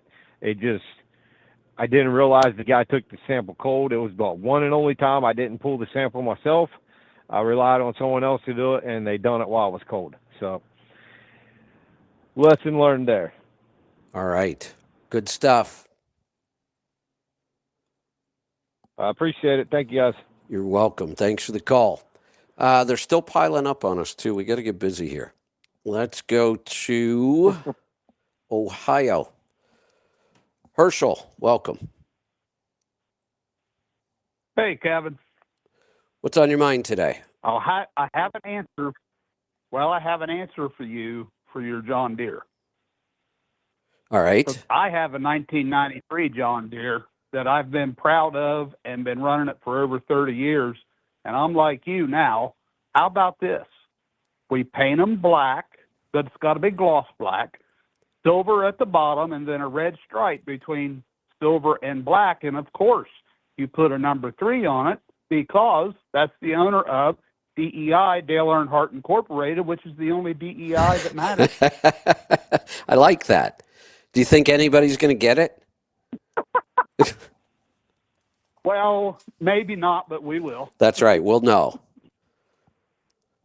All right. And, I'm in. I agree with you. I'm so glad to hear somebody else that agrees. That whole a minute bullshit. Can you just talk like a human being? Just stop it. You know, it's like a verbal tick or something. Here's another one. I still remember where I was the first time I heard this phrase and who said it. And it was probably had to be like 15 years ago. But the phrase has not gone away. And this one makes me crazy too. I have a thing about words. That's why I think I get crazy about these kind of things. The phrase, and I was in a meeting at ATBS when I was working with them, so that tells you how far back this goes, like 2007. And one of the brothers used this phrase. It was the first time I'd ever heard it. I'm so sick of this one. At the end of the day. Well, what about the middle of the day or the beginning of the day? Why is it only important at the end of the day? That phrase just makes absolutely no sense to me. Yes. And it's not a minute. It's a while ago. Something. Not a minute. Yet something that makes a little bit of sense, because when people say, and even like I said, if you say a New York minute, I know what you're talking about. But when people just say it's been a minute, can you give me something a little more specific so I understand what you're saying? It's the sound of an IQ going down. That's all I can say. For Joel Morrow, I got a letter the other day from Volvo Corporate about a voluntary recall for the SCR. I'm sure you heard about it. The interesting part, this just blew me away, and I understand what they're doing, and they're setting your truck so that they can monitor it with telematics, and if your SCR is wonky and bad, they just put another one in there, and there's no charge. So depending on how old your truck is, some of them they can do over the air. Mine's old enough, it had to go to the dealer because it's a 3G truck that's not supported anymore. So I had to take it to the dealer to have that done. But in the body of that letter, it actually said, and it did not identify what some states, in air quotes, mean, but that some states are going to block your truck registration at time of renewal if you don't do a voluntary, in air quotes again, recall. Have you? Did you see that letter? I've seen it, yeah. I don't have all the details on what some states mean, but we can all kind of speculate it's going to be the carb states, right? Oh, yeah, absolutely. Yeah. So I took it there. They're doing it, and, hopefully everything's fine. I mean, I don't have any lights or warnings or bells and whistles going off, but No, really? You're going to block think, a registration for a voluntary recall? Are you kidding me? yeah, I think it has to do with the copper zeolite catalyst they use in there that converts the NOx, and they're just worried that, you're going to get either elevated NOx levels or possibly some slightly elevated ammonia slip maybe through the system. I'm pretty sure that's what this is all about. And it's minor at best, but yeah, I mean, you're looking at some people at CARB that are hardcore on this, and now there's, I forget how many states are going to adopt basically all the CARB policies. There's 14 or 15 waiting in the wings to do it, and then there's like 22 or 23 I think it's that are going 17. to full on adopt it over time. Yeah. But for them to say that some states, and they're actually obviously going to do it, okay, but to say some states are going to block registration is kind of like Sleepy Joe said that Vice President Trump was chosen because he thought she would do a good job last night. Come on. Here's your sign. Here's your sign. Okay, well, hopefully, Joel, this thing doesn't cause any problem. But yeah, I just think that. They're going to block registration because of it. Yeah, I don't think you'll see that in Ohio, but Pennsylvania, New Jersey, some of the New England states, possibly Illinois certainly, Washington, Oregon, California. Yep. Hey, it's up to the states. Joel. Yes, sir. With a 670, which that's what mine is, a 2018 670.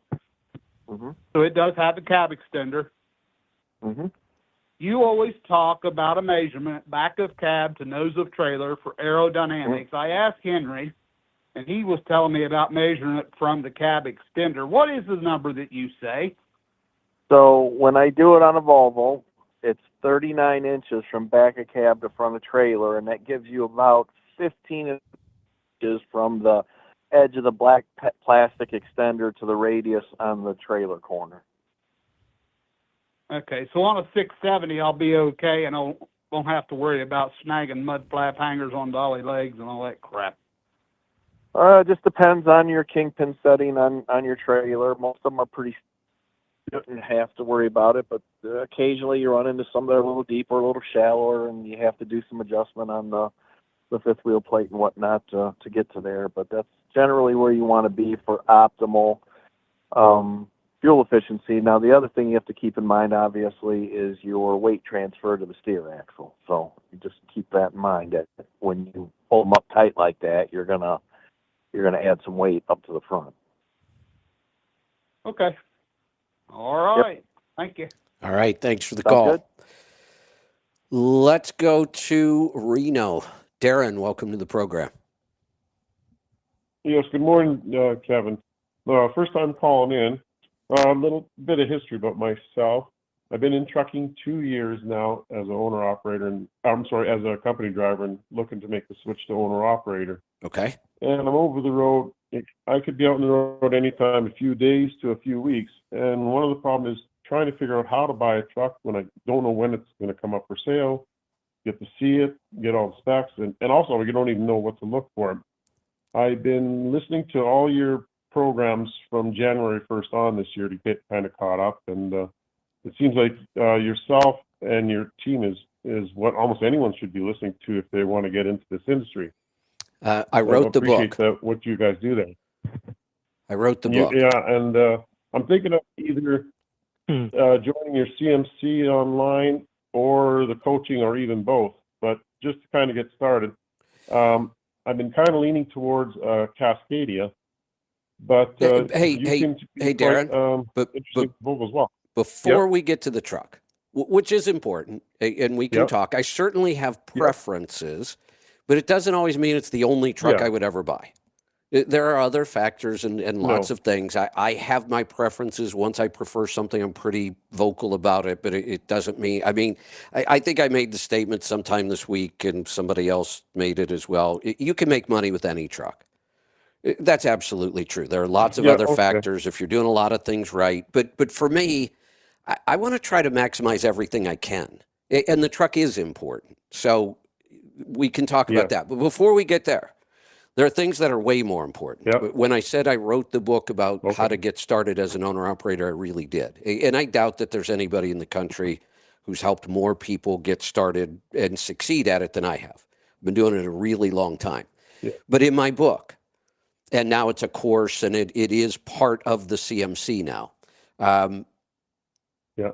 Talking about the truck doesn't even happen until like week 10. The first several chapters of the book have almost nothing to do with trucks or specs or freight. It has everything to do with business, and are you ready? I have made the statement many, many times that I prefer to start a new business, a new project, a new product at the bottom of the market, not the top. And that's the opposite of what almost everybody else talks about. Everybody's all excited. They're buying trucks at double the cost and getting in because the freight rate was high. Where are all those people now? They're the first ones out. When you start at the top, you have no idea whether your business plan can survive the bottom. If I build a business plan that I know can survive at the bottom, then the top is just all gravy. It's just so obvious to me, and yet almost everybody else does it backwards. But the most important factor about whether or not you should start a business is, are you ready to start a business? I really don't care if it's the top or the bottom. If we're ready, we're ready, and then just do it. But most people don't get ready. They don't even think about it. They're just excited about going and buying a truck, and they like the color, and it's got a cool seat, and the next thing you know, they're in business, but not for long. So let me just ask you a question. Yeah. Tell me the number one reason you want to own a truck. Well, I've been in business most of my life. I've only been in the, I say, workforce, working for other people, probably not even. That's all I need to know.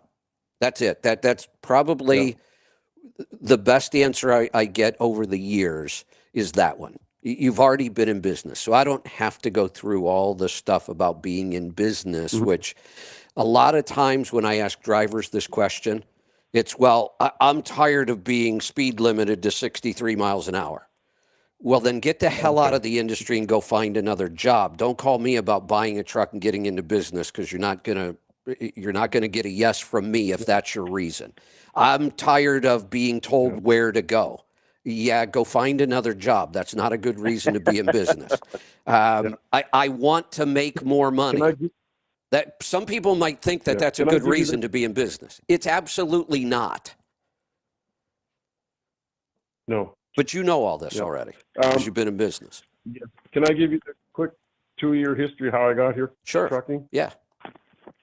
Okay. Like I said, I switched into the industry. I've always enjoyed driving my whole life. I grew up on a farm in Canada. I'm 63 now, but want to do something different.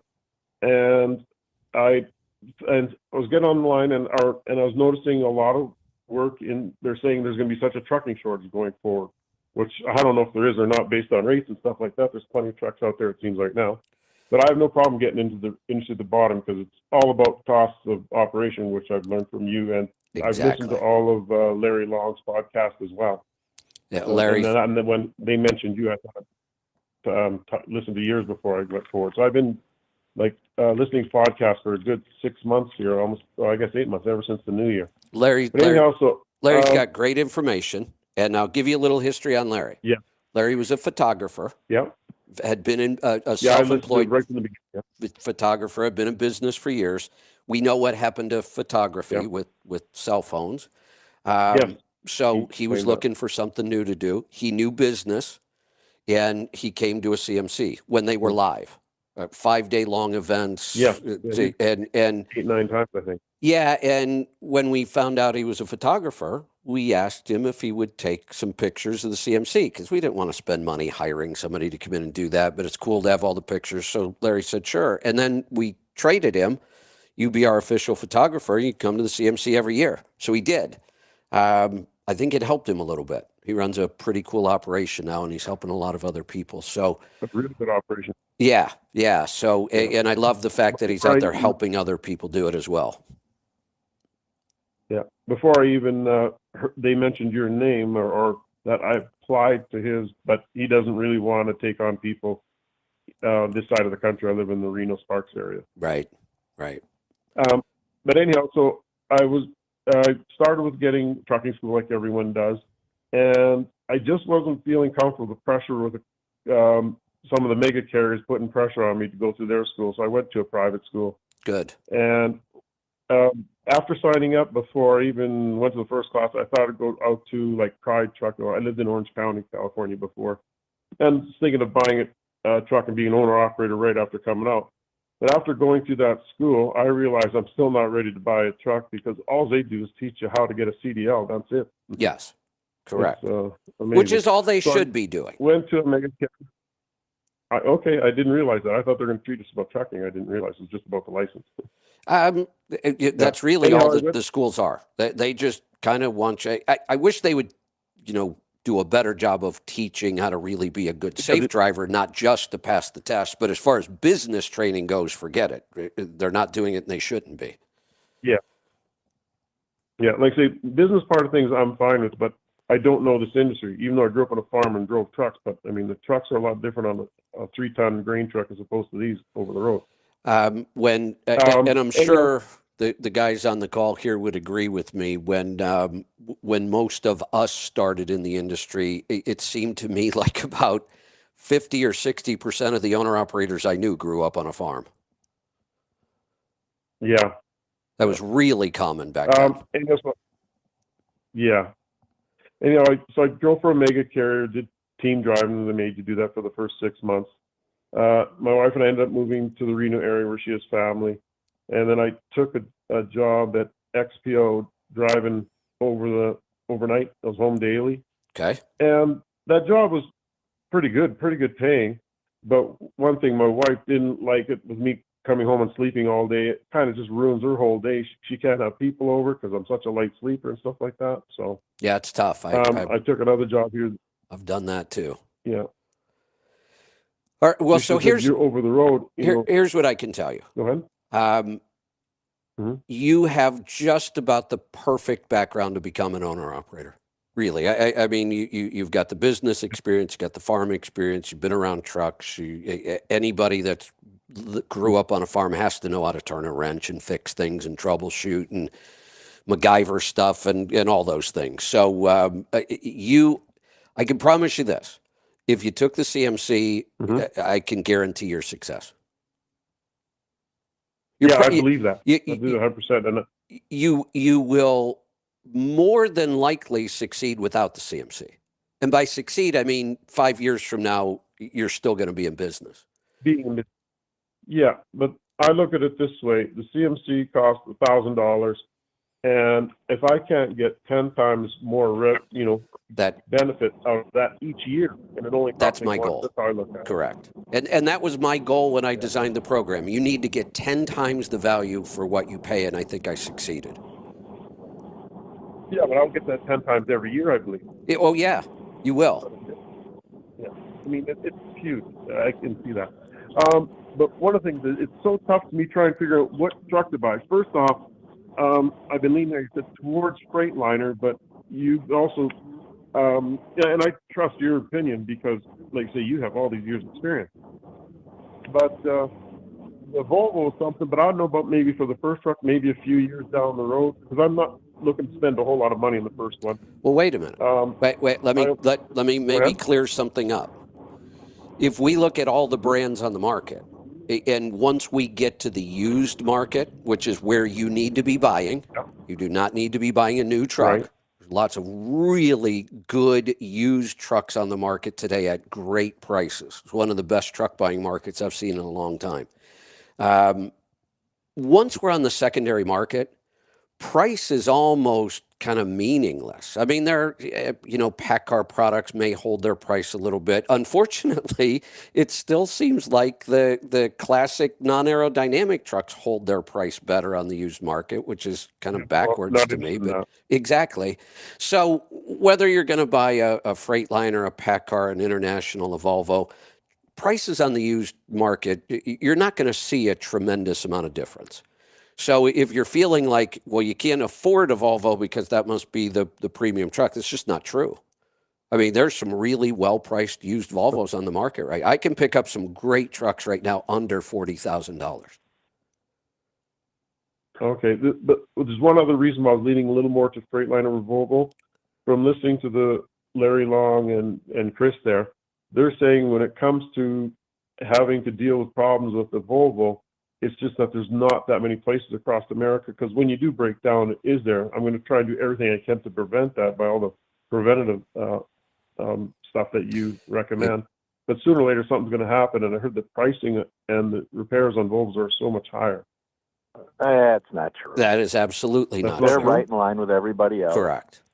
Okay. Yeah. Now, I will say how about is it for that one of the factors we should explore before you choose a truck is what are your best options locally? If you go out and spend some time at your Freightliner dealer and talk to the service manager and tell them you're getting into the business, you're looking for somebody, close to home that you can count on, and you get a really good feeling from them, then we may want to go with the Freightliner. If you go to Volvo and you get a good feeling from them, and then that might be okay too. That is a pretty important factor. And these two trucks spec'd right are so darn close, really, that it's not that big of a deal. Okay. We could even throw in some of the other trucks. If you've got, a fantastic PACCAR dealer that is just killer on, the PACCAR engine or the ISX, it may be a reason to do that. I would agree with you, Kevin. But that's me. I would just find the dealer that I needed, and I'd make sure if I have to, I get my truck to them, or I'll find a good independent shop. Or I am really picky about the truck I buy and drive, but you don't have to be that picky, not at all. And sometimes having the right dealer is important enough to take a different truck. Something to consider here. So if you want to find out more about the Volvo, and I agree with Kevin, I am a Volvo guy. I mean, obviously that's what I do. I'm a Volvo guy. But if I had the world's greatest Freightliner dealer right next door to me, I'm buying a Freightliner. Yep. Just the way it's going to happen, because that makes sense. But the nonsense about you can't get a Volvo work down out on the road and it's so much more, that's all crap. It's just not true. Volvo has spent millions and millions of dollars building out their dealer network. They have a very strong dealer network nowadays. Their pricing is competitive with everybody else on the market. When Volvo, several years back, there may have been some truth to that, but that's no longer the case. There are now independent shops that work on Volvos, and there are some very, very good ones. If you go to Volvo Truck Masters page on Facebook, and you can get in there, there are techs, and there's so much help, and there's so many independent shops there that can really help you out. And I'm sure there are Freightliner page and PACCAR pages that do the same thing. I would suggest that you get online and check out all the different forums and groups that cater to specific brands and go through them. But definitely invite you over to the Volvo Truck Masters page. I think it's a pretty impressive group of people and a very, very active and talented bunch of technicians there that are, they really, really do a good job at helping people and really starting to overcome that kind of stigma that, nobody can work on a Volvo and, they cost so much to work on. It's all nonsense. A lot of the old school guys still buy into that and they still believe that, but it's just absolutely, it's not true. Yeah. Hey. All right. So then. Hey, Joel. Pardon? I hate to admit this, but I'm probably complicit in spreading that rumor for years and years. Well, there was truth to it. Look, there really was, yeah. and you're new into the marketplace. Right. You don't have a dealer network built out. Nobody is familiar with anything. So no, I get it, and I understand why that's still. People are still saying that today. Maybe somebody had a bad experience with the product several years ago in that regard, and they haven't touched it since, and they're like, "Oh, it's horrible because of this and that." It's hard to overcome that. And yeah.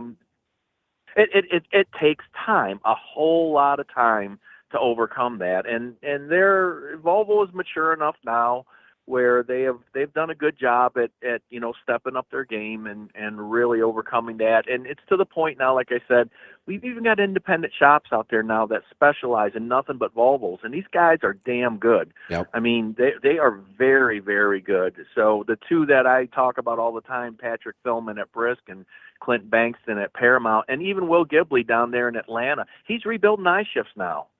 Before where you had to go to the dealer and it was $30,000 for a transmission, he's doing this for half the price as an independent shop.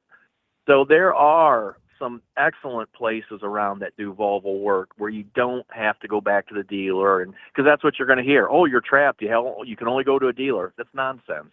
You hear you have to buy a pallet of special tools. That's all nonsense. None of that is true anymore. It was at one time. It was all true at one time, but it is not anymore. And you just need to be aware of that. I'm not telling you to go buy a Volvo or any other brand, but just be aware that, the whole stigma on the Volvo thing in that regard is kind of outdated. Because I'm trying to look at the whole cost of operation. I mean, even if it was a little more expensive to run the Volvo, but if they get better fuel mileage, that might make up for it. Well, the thing about it is, any truck out there can get good fuel mileage. It's more the driver and how it operates. It's the concepts.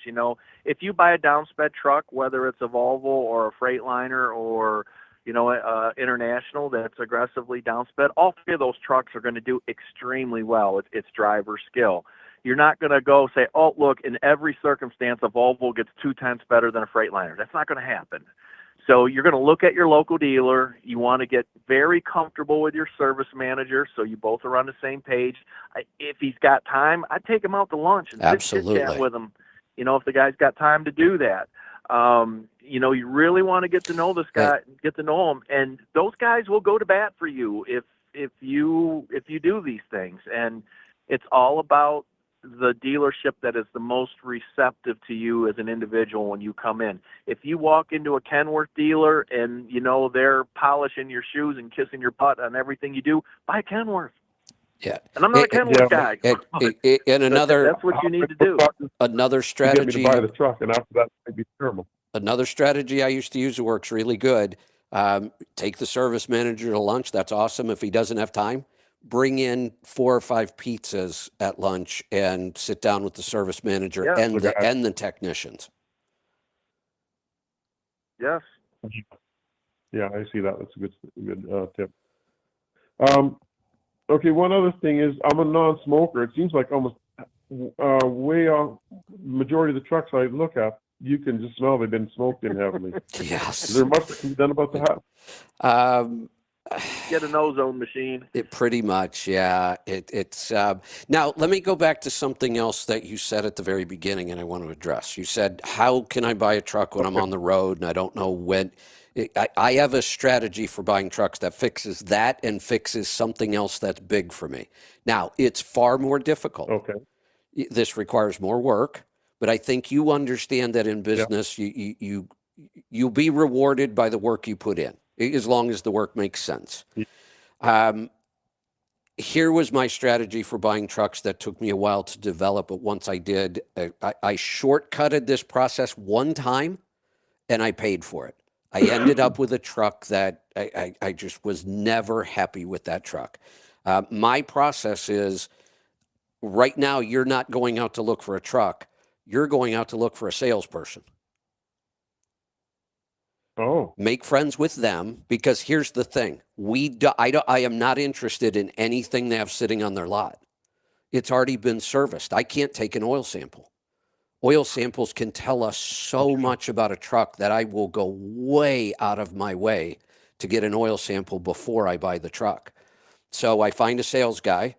I give him my exact specs. this is the truck I want. If you get something that comes within 10% of this, give me a call because I'll consider it. But don't call me.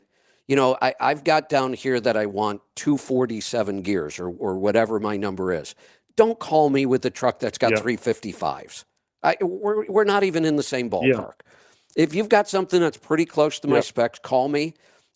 You have to call me before it's been serviced. If it's been serviced, don't call me. I need you to find that truck at the auction or a trade-in before they service it, but I've got to pull an oil sample or I'm not considering the truck. Is that important? Yeah. Absolutely. Yeah. I had a crazy idea. You tell me how bad this is. I've noticed that on Ritchie Brothers, a lot of these trucks are selling for half the price where the dealerships are. And that leaves a lot of room for getting it ready. What do you think of that idea? Let me throw something at you real quick here. Back in the day when me and my brother really first got into trucking as Morrow and Sons as the family business, this is kind of what we done. We found these older trucks that were a deal, just like you're talking about, and then went in and just kind of rebuilt the damn things and put them on the road. And you can do that. It will work. What we have found over time is it really doesn't make any difference if you do that or you buy a brand new truck. It's all going to cost you about the same. So it's your comfort level and your skill level. Can you do this work yourself? If you can't do all this work yourself, don't go down that path. If you can do a lot of that work, then absolutely that is a strategy that can work for you. Joel, you know what's crazy about this? I believe this is the first time you and I have addressed this specific topic on the show, buying at an auction, that kind of thing. I have nothing to add to what you just said. It's exactly what I was just about to say, that this can be a strategy for the right person, but you got to be careful about it. You got to think it through. But don't kid yourself and don't lie to yourself. If you don't have that skill set, you're going to be regretting that move. If you do have that skill set, I mean, that can really work to your favor, but you need to be damn good and you need to be up on the latest. You need to understand how an emission system works and you have to have a little more risk tolerance. Yes. You know, if you're one of those people you're going to worry about this truck because you don't know enough about it and it's going to keep you up at night, then don't do this. And the other thing is your workload goes up significantly too. Yeah. And when you start to add in your time, if you really say, okay, I'm worth $50 an hour, whatever your time is, and then you start to add your time, if you do that, then, you know, it doesn't look so rosy or pretty. Look, me and my brother both had the skill set to do this stuff, and we done it for a while. We just got sick of it. It's a hell of a lot of work. Right. You know, and when you start to put your time value into that, you're like, this doesn't make any sense. And if it's just you driving the truck, you're still probably okay. But in our instance, you know, we were trying to hire people, and they just don't want to drive old trucks no matter how good the condition they're in. So we just got to the point where we're like, you know what, we're buying new trucks and that's how it's going to be. But it is a strategy. It can work. But just understand you're going to put a lot of work into it that you may or may not, you know, if you take your time value into consideration. Well, it's hard to say. That's exactly Some how people don't value their time at all, and they love working on it. That's exactly how it progressed for me. Yeah, that was Joel. In the beginning, you know, I bought my first truck at 22. I paid $8,000 for it, so you know what kind of truck I was getting. And I bought it from Roadway. It probably had 4 or 5 million miles on it, and it was probably on its 8th engine by the time I got it. Joel, is that an exaggeration? Probably not, right? We've done the same exact thing. Right. Same stuff, right? Yeah. But at that point, at 22 years old, I was pretty strong mechanically, and I had way more time than I had money. So for me, that was a good strategy. Once I had enough money, I stopped changing my own oil. I have other things. I'm going to go run the business. I can pay somebody to change my damn oil. Yep. Yes. Okay. Henry's the Freightliner and Joel is the Volvo guy. I'd like to ask each of these guys a question with your input too, Kevin. Sure. If I went Freightliner, would you consider a DD15 or 13 or 15, or does it matter? It could depend. Depends on what you're doing, whether I do a right. I'm just planning on going the 80 states hauling general drive and freight, or the 48 states, I should say. Either one will work right now. The unfortunate thing is the 13's having a higher resale, or the 15's having a higher resale value, but either one you can make work. Either one? Either one. Like the DD15s are going to cost, $20,000, $30,000 more. Am I going to make up for it on fuel mileage or maintenance costs over the time, or? No, if you're after that, and not looking at the resale value, I'd be the 13. I agree. Okay. Run around a 450, 1750, and what was that? What were the numbers? Combine it up with a 450, 1750 with something between a 228 and a 216 rear. Okay. On a direct drive with that setup. I'm not familiar with those first numbers. Horsepower. 450, 1750. That's horsepower and torque. What is that? I'm not. Okay, that wasn't for. Okay. The power was what? The horsepower? First is horsepower. Yeah. Right. 450 or 430 in that range, and around 1750 foot-pound of torque. Okay, I never heard them without the numbers. Okay, and the gears for 216 to 216 to 228. To 228. Okay, and now, Joel, what would if you spend a lot of time out on flat ground, 264 with the .78 overdrive. Hey, I was gonna say I'm not a flat. Hey, Darren. So I'll be quite often. Darren. Yes. Let me help you out here. Yes. And I don't mind doing this. This is the kind of stuff we do on the show, but you're going to get kind of what's happening here. You're going to get some pretty quick answers. You are curious. You want to know more background, which is awesome. You should absolutely be in the CMC. I'm going to hard sell you on that one. And I think you're already convinced. No, you don't have to. Yeah. Yeah. The coaching program is where I will spend as much time as you want helping you find the perfect truck. I'll review the oil samples. I'll review the ECM reports. I'll go through the history and the rig dig reports. And that's the whole point of the coaching program. You get me there like I was buying the truck. Yeah, okay. Yeah. And if something really specific comes up, I can reach out to Joel and Henry and Alec, and they'll always help me too. Mm-hmm. Okay. All right. Yeah, it sounds pretty good. Anything else advice for me going forward? No, I just keep doing what you're doing. You've taken the right approach to this. You're thinking correctly. I haven't had to, really beat you over the head and say, no, that's really stupid. I mean, you've put a lot of thought into that. You've got a lot of business experience. What you need help with is what you're getting right now, the real specifics of trucking. And keep listening to the show.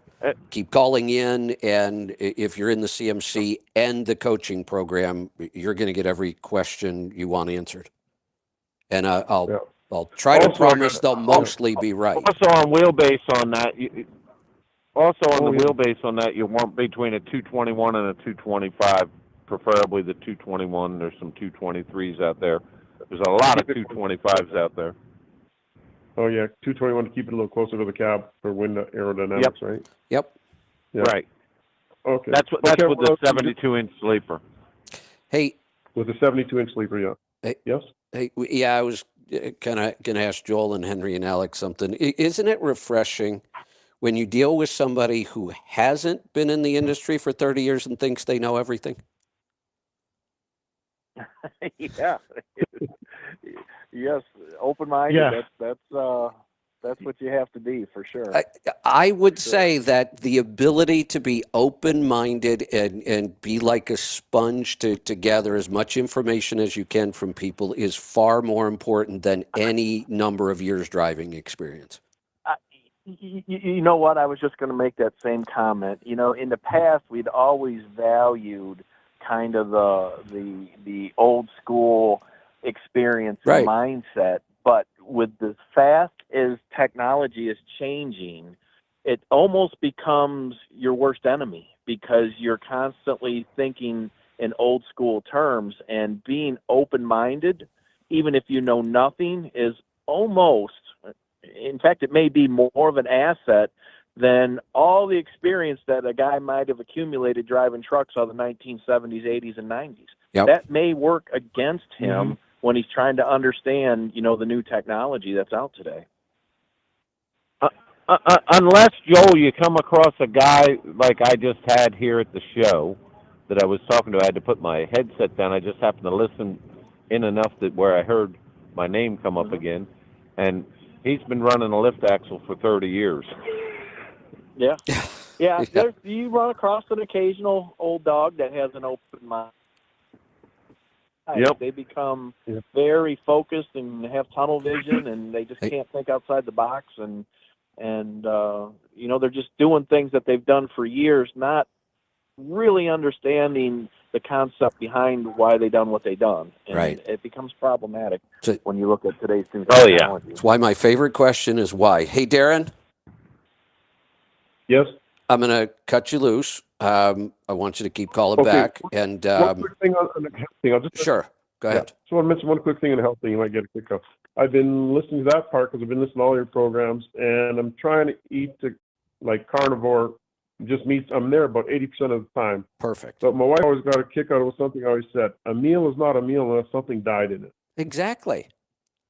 Yeah. And we're not talking about broccoli losing its life. No. My saying when people are confused about carnivore, I try to simplify things as much as I can in the beginning so that they're not all confused. I just say, if it has a face, eat it. Even a breakfast, not a breakfast, it's got eggs and bacon or something. Exactly. Cereal and toast just don't do it. No. So welcome to the tribe. Okay. I'll be signing up for that and getting in touch and calling in and getting advice from you guys if you don't mind. Perfect. We don't mind at all. I love it. Yeah. Good talking to you. All right. We have a special guest joining us. Steve, did you use your VIP pass to get in today? I did. Okay. I did. No, I was recruited by Joel. He called me up. There you go. Yeah, I'm an influencer and equalizer, and I want to influence everybody to equalize the same mileage I get. I love that. There you go. I love that. That's what I want to do. Time for a little trailer aerodynamics. I got to push back on a couple of things. Remember the show, Kevin, where you had the guy that helped design the 747, aeronautical engineer, and they were talking about the bulbous nose in the front. It's not that important if it's smooth. He was talking about the trailer. He said whoever can fill the back end the quickest is where the gains are going to be made in trailer aerodynamics. And it's kind of been my position all along was try to leave the air alone as much as possible. That's why I've got the splitter on the front and the belly pans underneath. We're driving over the air, not it's not coming at us, we're going over it. So it leaves a lot of that in place, and it coax it under the axles and try to fill the back as fast as possible. And then I got to push back a little bit on Henry. He talks about his the yarn and the camera. Now I'm assuming he did his test when he had side skirts on. And of course, there wouldn't be any movement on the bottom of the trailer because you've already pushed, pulled, dragged that air, and it's moving along at 60, 70 miles an hour, whatever you happen to be driving at the time. And and then if you skirt all the way to the back, you get a vacuum right at the back there, or low pressure air right at the back, and then chaos ensues. Having a trailer tail or rocket tail like what Henry's got on there helps, but the low pressure air is still there. So in previous call, I talked about the rail that we put on, and it's keeping it's protecting the laminar flow, which is higher pressure air moving slower than what the low pressure air underneath the trailer. You got to keep them separated close to the trailer, so that's when chaos ensues, and you have all that spray going up the side of the trailer, which I'm trying to eliminate. We've done a pretty good job of it. So, and then another thing I wanted to push back on was, fleets just not interested. I mean, they probably are not interested because they got to buy 3.5 trailers for every truck. But my question is, how long do you keep that trailer? How long do you keep the truck? How much money do you lose when you sell that truck? You buy a truck now at $250,000. You sell it when it's got $500,000 on it, you get $50,000 for it. You lost $200,000. You didn't. I understand you save money on fuel and maintenance and all that, but it's a pretty big hit, and you do that at least twice in the amount of time you own those trailers. So that's a big chunk of change that you're throwing down. So hey, let me jump in here. What I'm doing, you save and ask Joel something. Yeah, let me jump in there on that and ask Joel something. Joel, if we're going to talk about tractors right now, because he said, you pay all that money for it, get rid of it at 500,000 miles, you take that big depreciation hit. You have a lot of experiences with your brother and the family fleet. If the whole driver situation went away, if the average driver turnover in the industry was 10% instead of 100, like most other industries, would your family have kept trucks longer? Well, we did when we were smaller, and it was more of much easier to recruit drivers in, obviously, when you have fewer trucks, and we would keep them 7.5 years before we would turn them. Right around the 70, 75 truck mark, you really start to struggle with recruiting with older trucks like that. And that's about the time we went to a 3 to 3.5 year turn on turning the trucks over. Now, where this becomes messy, I guess, is the best word for it, is as trucks get more and more, as fleets get more and more trucks and their maintenance facilities stay the same size, as equipment starts to age out, or as you start to add aerodynamic treatments to trailers, then the workload goes up inside the maintenance facility that they're trying to run as lean as possible. So it's a recruiting question on the truck part for the drivers. And then on the trailer end of it, yes, it's 3 to 1 or 4 to 1 or whatever that number may be, but then it really starts to tax the maintenance facilities that are working on the trailer. So they try to find them just as simple as possible so they can run as many trailers through that maintenance facility as easy as possible with the less amount of skill required by the technician. And I know what people are going to say, well, it's just a fairing. I'm telling you, that stuff becomes a nightmare when you are trying to train trailer mechanics. It is just simply a nightmare. It just is. And I wish it wasn't, because I would love to be able to put all that stuff on trailers.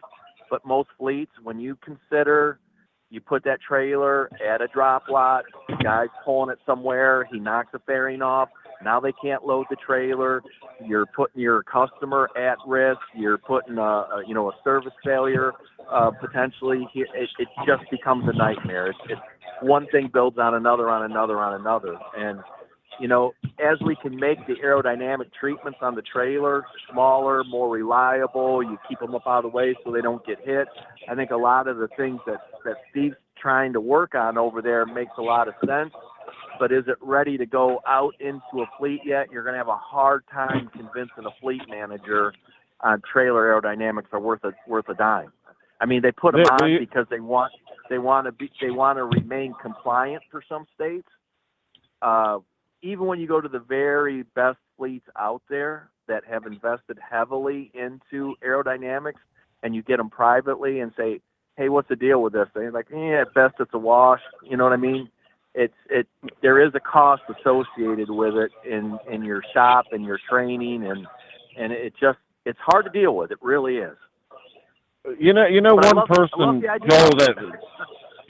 Joe, to me, one person that mastered that has a little over 500 trucks is Nussbaum. They've done a fantastic job with that. Mm-hmm. You know that they got using that prime example, but they too have also come to the point where it's and I don't know where all the noise is coming from, but it's even Nussbaum recognizes that it's not an economic decision, it's a marketing decision. For exactly the point that Steve was kind of making, that, you know, to one tractor to 3 to 3.5 trailers, from an ROI standpoint, is difficult to justify on that basis alone. Extremely difficult, yep.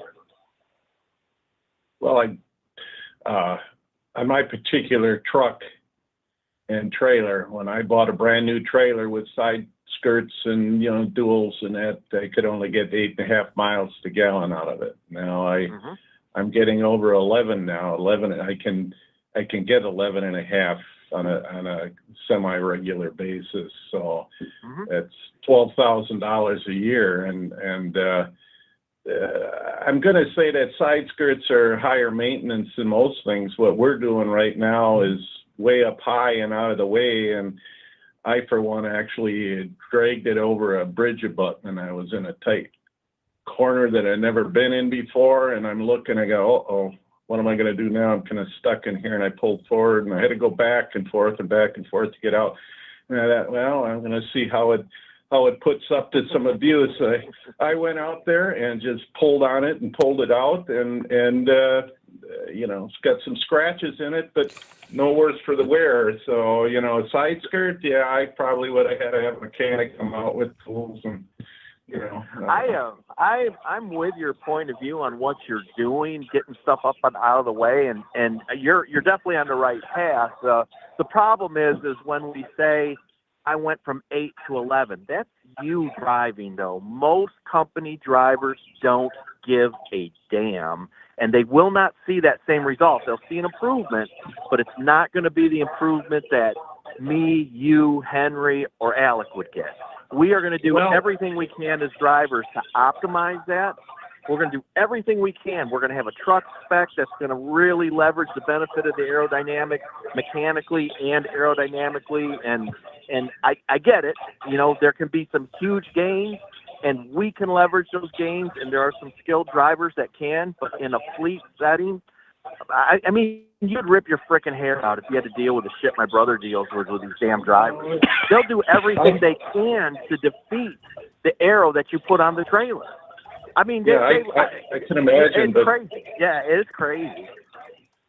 But does it help? I agree. Yeah, it helps. There's no doubt. The faster you go, the more money you save with the aerodynamics. Now, I'm not to say that driving fast saves you money. You understand, but so you know the old rule of thumb that the driver is 30% or whatever. I think a little bit of that's going out the window now with it is. Volvo and Freightliner, and you know, absolutely, the truck is doing the thinking for us, you know. Yes, yes. But here's the other problem that we run into, and run the numbers on this. So you are right. If you go from 5 to 8, and you know this, the savings are much greater than going from 8 to 11. And this is what we bump up against. Because, you know, it sounds like a huge gain, but the money, when you figure that money, 5 to 8 is much more beneficial than 8 to 11, right? I do. And that works against us as well. So there's a lot of moving parts here. You're definitely on the right track improving the aero. It's just getting to the point where the fleet managers are willing to say, okay, I'm not going to get the phone call at midnight because a guy broke an aerodynamic piece off at a shipper that's on a hot load, and now we're going to lose this customer over a fairing because he can't go down the road with it. And you're getting there. There's no doubt. I'm looking at a lot of the stuff that you're doing, and you're getting up and out of the way, and it's not hanging down, and it's definitely getting there. Well, I'm trying. Yeah, it is. My third trait was pioneer, Kevin. I kind of thought I was like you. I would have been the influence in pioneer, and I'm like, what? The equalizer? Yeah. But then I looked into it and I go, yeah, I guess that is me. I can see you as an equalizer. Absolutely. Yeah. Yeah, I believe Matt has the same. That makes sense. All right, good stuff. Hey, we're going to move along. We got to knock out some more calls here. Let's go to Wisconsin. Eric, welcome. Good afternoon, gentlemen. Long time no speak. I just want to start off by saying I've been doing this for 6 months and I know everything. So this is just a test for you guys. There you go. Hey, I appreciate that. You turn 99? Wait a minute. You forgot to say that you spend lots of time on social media, so you have all the right answers. You're all set. Thank you. Not only that, but I'm an influencer as well. There you go. It's a passive income. Yeah. So anyhow, you guys have, I greatly appreciate all the help you guys have given me over the years.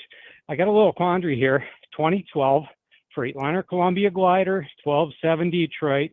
I got 280,000 miles on a complete auto frame from Pittsburgh Power. Truck runs fantastic. Just had some issues with some AC lately. They put pretty much all new lines all the way around. Half of them were redone because they broke them, and so they covered the part and the labor, which is very great. But now, even with them covering half of that, it was still a $700 bill just for a little bit of comfort. As an owner-operator, it's the bottom line for me. So if I got to sweat, for another 2 months, whatever, to the bottom line, that's $700 hard to get back. Right now, my issue is the AC works fantastic. The problem is every time I turn it on, regardless of what level I set it at, the damn coolant fan will go on and it just cycles. It's on for 45 seconds, it's off for 15, on for 45, off for 15. And I spent $100. I got a part coming in here this weekend for the coolant fan solenoid, just in case the solenoid is failing. But I'm wondering if you guys or some of the tribe members might have this experience. Let's cut to the chase here. The fan problem, not coming on, staying on, is one of the more difficult things to troubleshoot. You can't guess at it because there's about 18 different things that cause this to happen, and you just have to work through them. Right. But we have a big clue. They've been working on the AC system. Too much head pressure will cause this. Right. Sure. Okay. So you always start at the most obvious. If we have this is one of the more difficult things to troubleshoot because it connects to so many different systems that could cause this. But we have, like I said, when you have a big clue that could be one of them, you should always start there. And it sounds like they did a lot of work on the AC system. I'm almost positive that's where the problem's going to be. Okay. Yep. That's what I was going to say, Kevin. Yeah, that's a really common reason to have fan issues is high head pressure in the AC. Okay. Awesome. And really appreciate all that. I mean, not that I'm learning a ton new on this truck, but all the new trucks. I thought I was getting out of this over a year ago when I talked to you guys in spring. And I put my Volvo up for sale. I was the guy that was disappointed about all the low balls. Boy, I'm glad I'm not selling it now. I'll give you $5. Yeah. So, but anyhow, I pull a 39-foot end dump. It is ugly as hell. Steel body with 5 big ribs down the side, but it's the operation that I run in, so I can't change the setup. But I've managed to achieve 10.1 miles per gallon pretty consistently at 60,000 and under. So I'm really happy with the truck. Good. And how I'm learning from you guys, pedal control, all that good stuff. So thank you so much. Excellent. You're welcome. Thanks And you for the guys have call. Yes. Let's go to Oklahoma.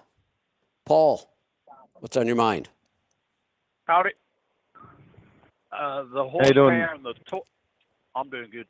The horsepower and the torque thing. I don't understand that about through the wall and up the hill and all that other crap. But I do remember one thing from that I learned at school: work equals force times distance. That's all you need to know, in my opinion. There you go. Yeah. Well, force and time and distance. Yep, there you go. our internet physics class would disagree with you.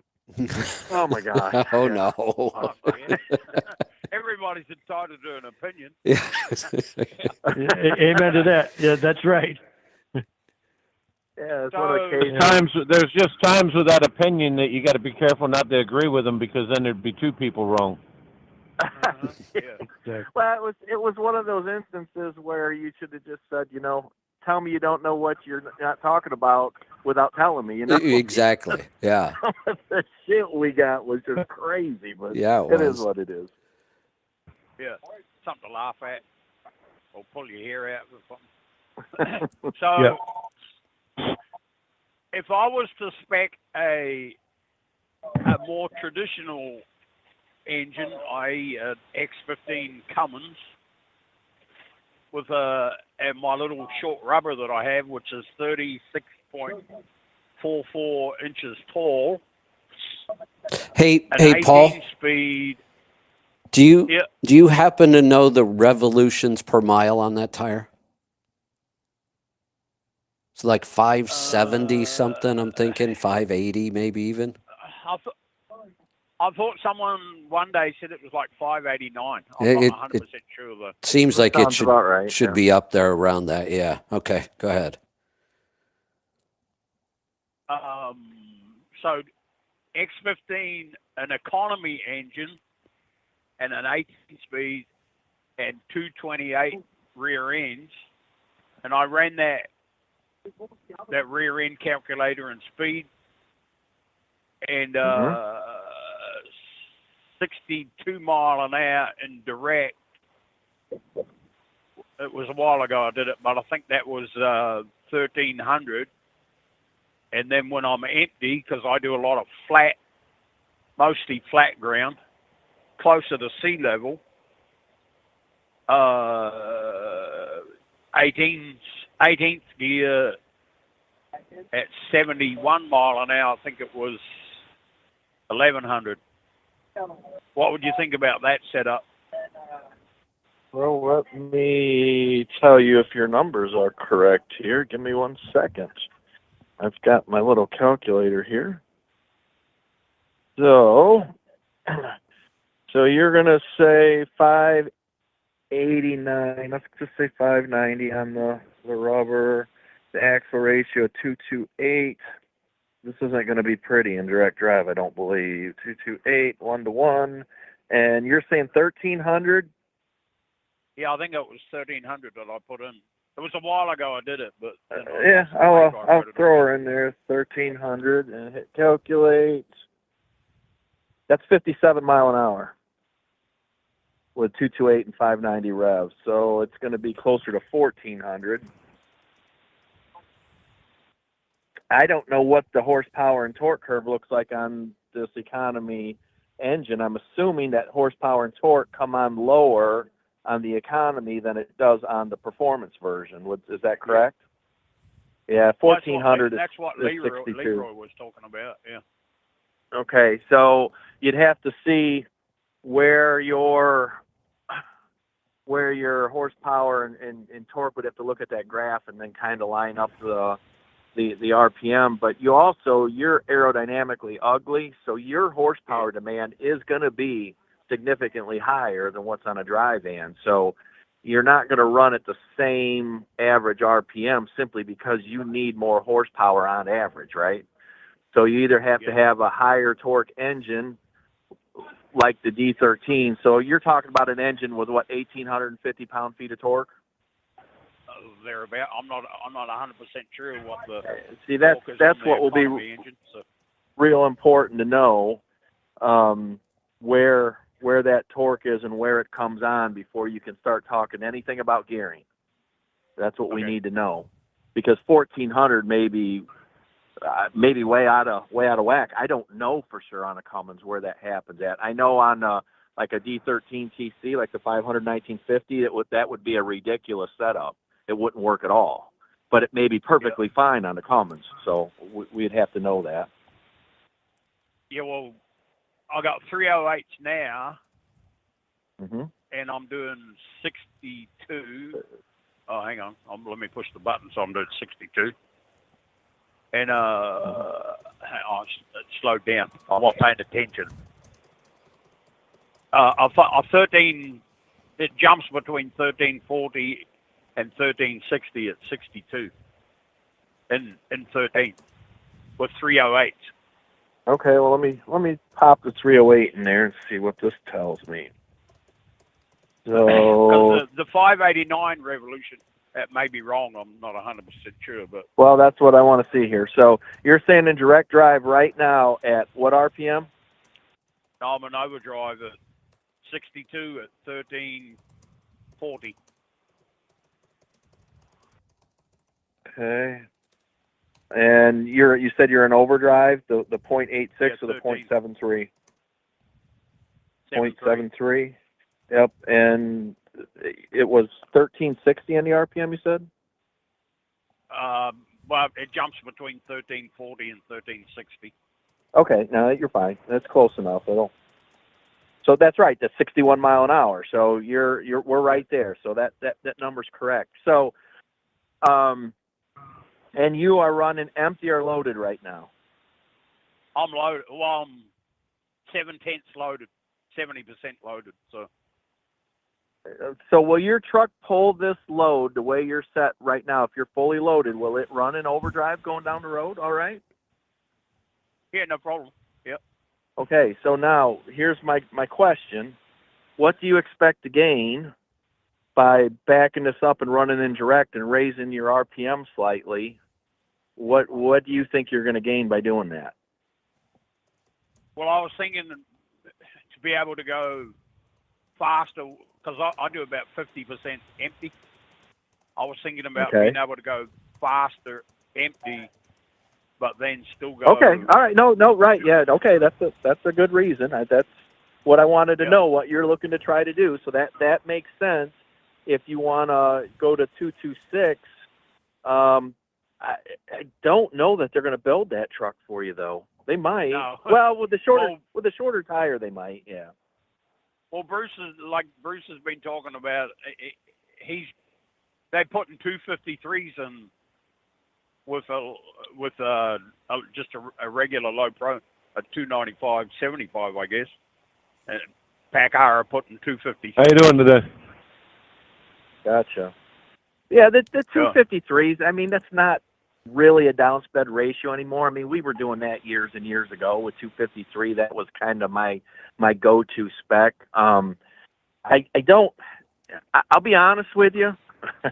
The transmission is what's really going to kill you here as you try to downspeed, because of all the inertia, all the oil you're pumping, the slower shifts. I know guys love them for whatever reason, but when you start to get into this downsped type stuff, it really works against you. You have to work a hell of a lot more as a driver if you're going to drop down to an aggressively downsped gear ratio, and you're not going to get the full benefit of the fuel mileage gain that you will with an automated manual. You're just not going to. I mean, there's just way too many gears turning. There's just way too much oil pumping around in there. It's just not going to happen. So I understand you're looking at the concept, and you're right for looking at the concept. the execution is what's important to make that concept work in the real world, and that transmission just ain't going to get it done. I mean, I understand you can drive it, you have the skill to do it, but do you really want to work harder for a minimal gain for what the concept would offer? I don't know that it makes sense. Yeah. It's always good to get Now people that being said, know what they're talking about. Yeah, they have a great Endurant has an 18-speed that they done a lot of things similar to what everybody else is doing. It's still a dual counter shaft, but they went to helical cut gears and they shrunk the gears down in the Endurant. They went to a planetary auxiliary. They've reduced. They actually done a very good job on their oiling system in the transmission, so you're not pumping a lot of oil around. That transmission will help. The only drawback I see to the Endurant, and I think it's a great transmission, is everyone that I've been in or around shifts very slow. So it's going to impact the performance of the truck. You may have everything else right, but the shifts, it's definitely slow, especially going to be compared to the new I-Shift, even the DT12 and the new International 14-speed. It's going to lag behind those. So just be careful what you're doing here. You've got the right concept. I just hate to see you spend a whole bunch of money and then you get the truck out on the road, go, well, it gained some, but it wasn't that much. And it's going to be that transmission. So that Endurant, is that a 12-speed or what is? How many? They've got a 12 and an 18. They've got an 18-speed version of it if you want it. Keychain. Yeah. Yep. And I think it has a taller overdrive in it, I believe, than the regular 13-speed or 18-speed manual. So that will help with your gearing issues. And I think it's got a little deeper reduction too. So they've done a nice job with it. So I would definitely be looking at that thing. One of the things I was a little bit worried about, like I kind of live on a skinny country road, and I got to back uphill to get in my driveway. Well, it's kind of tight. Well, I actually I've only lived there for 17 years. I finally made the gateway wider. and now I'm amazed how I used to get in there. It's like, how the hell did I used to get in? I made the gateway 4 or 5 feet wider. And it's like, still how the hell struggle. did I used to get in there? Yeah. Yeah. Well, look at that Endurant, and I do believe on the 18-speed version of it, I think they have a deeper reduction in it. Now it's not Volvo 14-speed deep, but it's deep enough to do what you're talking about doing. You want that slow, controlled reverse to back into tight space, and I get it. You absolutely want that, and so definitely take a look at that. You want I don't do a whole lot of reversing in it. It's not like I got to back into a dock. I'll back into my driveway at home, but I try not to stay in truck stops because you're likely to get your friggin' hood tore off or a car back into, because when you're 90 feet long, you tend to hang out a little bit. So. Yep, for there sure. You go. For sure. So, but that will make your life a lot easier as a driver, and it could potentially make the whole downspeeding you're attempting to do just work a lot better, and just kind of bring everything together and leverage the benefit of it, so you actually get the fuel savings that you're looking for.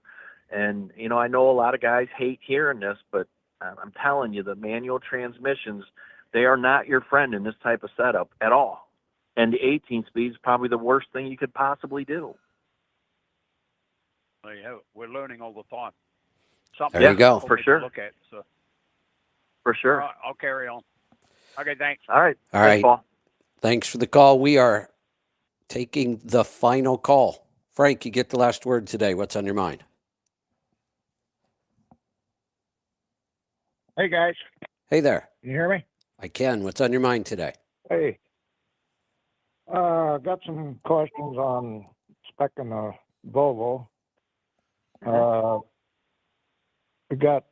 We do 105,000 with a tanker, the weight. So we're empty half the time, basically. And they said we can't do the 216 gears with that weight. No, you don't want 216 with that weight. There's a 247i torque specifically for that weight, that will come with the 13 or the, yep. And make sure it's the iTorque, though, not XE. It has to be 247 iTorque. Oh, okay. Okay. Because they'll sell you XE, it'll come with a 12-speed, and you will be hating life performance-wise.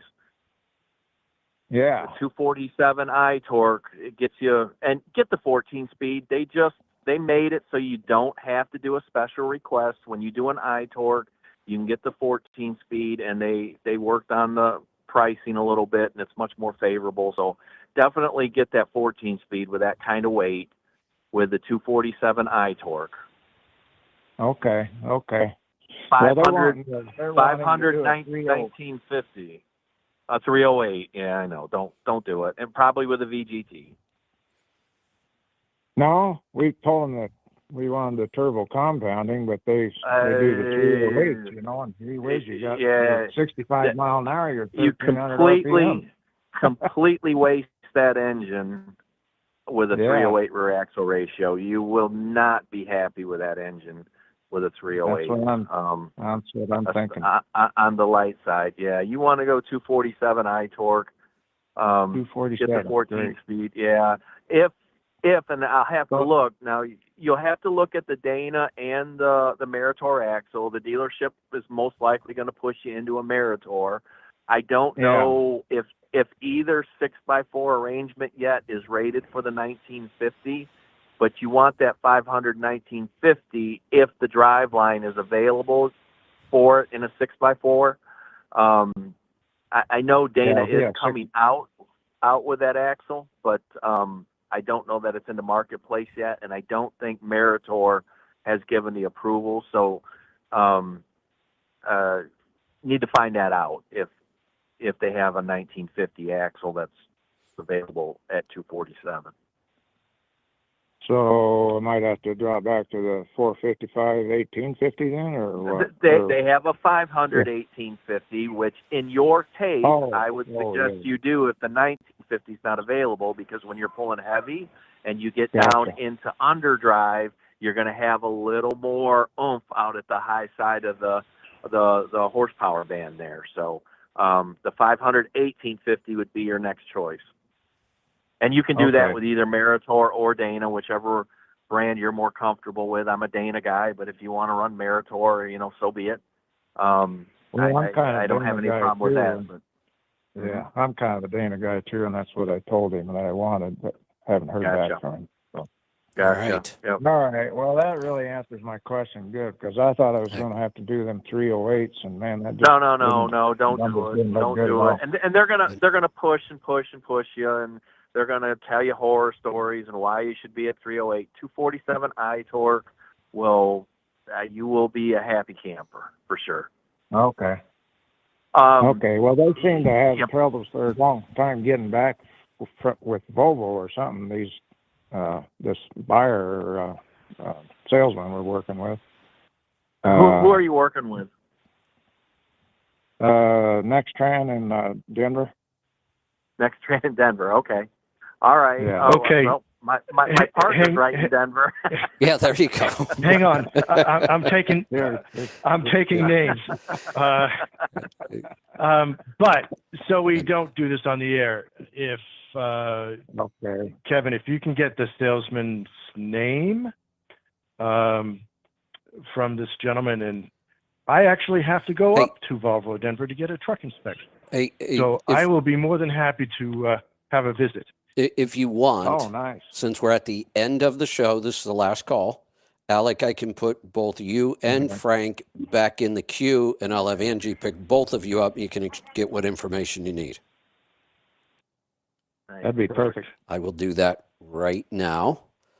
And then I got something I want to close with. So, Joel, Henry, you guys will love this. I was just, when you're handling the call, a lot of times I just start scrolling social media and seeing what's going on. And I saw this. I saw a post this morning from somebody I follow, and he's been in a lease purchase, and I've never said a thing about it. And he asked some questions once in a while. I might answer a question. He posted this morning about getting ready to buy his own truck. And he put a statement in there that he's got really lousy credit. Well, for me, that's kind of a no-go right off the bat. When I talked about it's if you are ready or not. And my question would be, why do you have lousy credit? Because what it tells me, and I'm not trying to insult anybody, but we have to be real. I don't want to see people fail. I don't know if people understand how devastating a business failure can be. You can end up owing a ton of back taxes. I've seen people get divorced over this. I've seen them fight with their kids over this. They become assholes. And I get it. It's awful. For sure. And people don't think about this. For sure. It's why I'm Kevin, I'll tell you. Yeah, go ahead. You are so right about this. I mean, when I started out for drivers testing and consulting and transportation, I'll be honest with you, I really didn't want to start a trucking company. I watched the shit my brother went through. Right. I really did. And I'll tell you, we are struggling with some things internally, like all businesses do, that I hate. Yes. And you are so right on this. You damn well better be ready. And if you have major credit issues before you pull the trigger, you're done before you even get out of the gate. Well, here's what it tells us. It tells me that up until this point in your life, you have done a poor job of managing money. Just admit it. That's what that tells us, and that's okay. I've been there. I made all kinds of financial mistakes. That's why I can help people with it now. Right. So you're not ready to start if you have lousy credit. You need to take a year or two. Get your finances in order. And I don't care that you have the credit score to borrow money or not. That's not my point here. You don't have... That's meaningless. You're 100% right. Right. In fact, that'll get you into more trouble. Yeah. Correct. So I'd much rather see you do this all with cash, but I would still tell you that credit score tells me something. The number one reason businesses fail is cash flow. If you can't handle the 50, 60, or $100,000 you earned as an employee, if you messed that up, what are you going to do with the $400,000 you earn as a business owner? It's gonna be even worse. You are so spot on with this. I mean, and especially when we're down in a tight market like we are right now. We have some things internally that we struggle with, and we like to kind of think we know what we're doing, and some things catch you by surprise from time to time. And it's that way with every business. Nobody knows everything, and you're always never learning, safe. But you're right. People are always kind of shamed by, oh my God, my credit's bad, and look, don't be embarrassed or just ashamed fix of it. reality. Understand what it is, and learn with it, and correct and work with it. That's what it's there for. It's neither right nor wrong. It is what it is. And I would tell people, you can certainly keep following me. I'll help you with the business part of this. I'll tell you you're not ready yet. I also want you to go follow Dave Ramsey. He's going to help you fix your money issues. He's really good at it. It's simple. It's easy to understand. Go listen to Dave Ramsey every day. Read his book. Start working through his program. In a year, you'll be ready, but you're not ready now. Now, here's the thing. In the post, he was just saying what he was doing. He wasn't asking for any advice. And I have a rule. Somebody doesn't ask for advice, I don't give it. I'm not as much as I want to jump in there and tell him, no, you're going to make a huge mistake. Join my coaching program and I'll fix all that. I don't. I just sit back. But now somebody else commented on it because the truck he was buying was a classic. He's already picked out his truck and it's a classic. And somebody said, let me get this. Why not an aerodynamic truck is looking cool worth $7,000 a year? Great question. And somebody else responded, yes, it is. Okay. I'm all right with that. If you believe that $7,000 is worth looking cool, then you should drive a classic. But I also want to give people who might be on the fence another way of looking at this. $7,000 a year, that gets my attention. That's a lot of money, but for some people, it must not be all that much. But what would $7,000 extra do for you every year? You could take a really, really killer vacation every year. If you make say $84,000 a year, you could take an entire month off and it wouldn't change your standard of living with an extra $7,000 a year. That's pretty nice. Why not just take off February? February sucks anyway. What about you could buy a new car cash every couple of years with those savings? Would $7,000 every year help you buy a better property where you live? Yep. Or I've done the math many, many times. Since that $7,000 is just extra, you're willing to lose the $7,000 to look cool. Who the hell are you trying to impress? Because think about that. Who do you look cool to? Why do you care if you look cool to anybody else? I have always had a problem with. I hear this. Oh man, it looks cool, and everybody thinks you're cool. I guarantee you that out of the 10,000 cars you pass in a day, or they pass you, maybe 3 people go, "Oh, that's a cool truck." Right. That's about it. Right. And then they really don't give a shit. You know, it's a truck. Well, a truck is a truck. Well, that. Oh, you don't have no pride in your ride, and yada yada. Bullshit. I mean, that's just.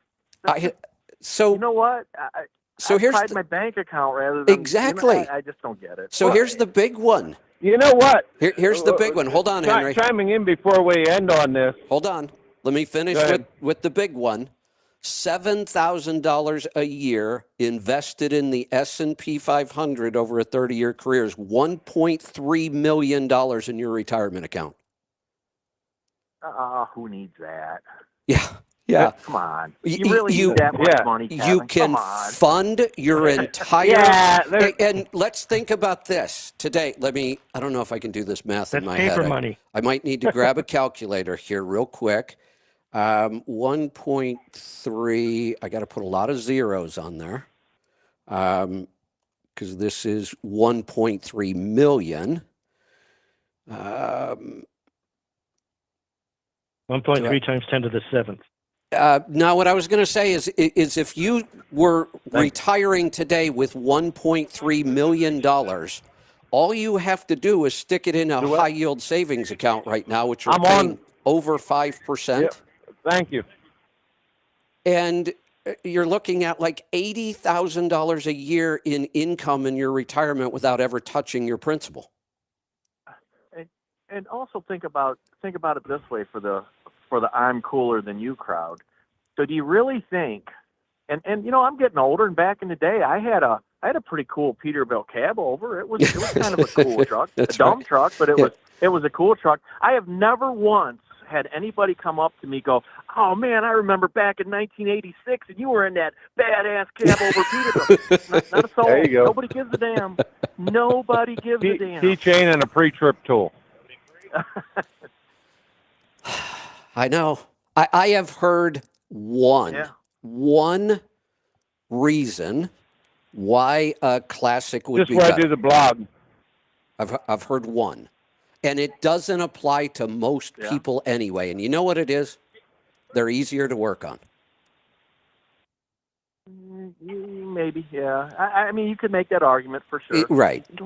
That's the only one I've ever found that ever made any sense to me. They're not easier to drive or to back into any place. Visibility on most of them is horrendous.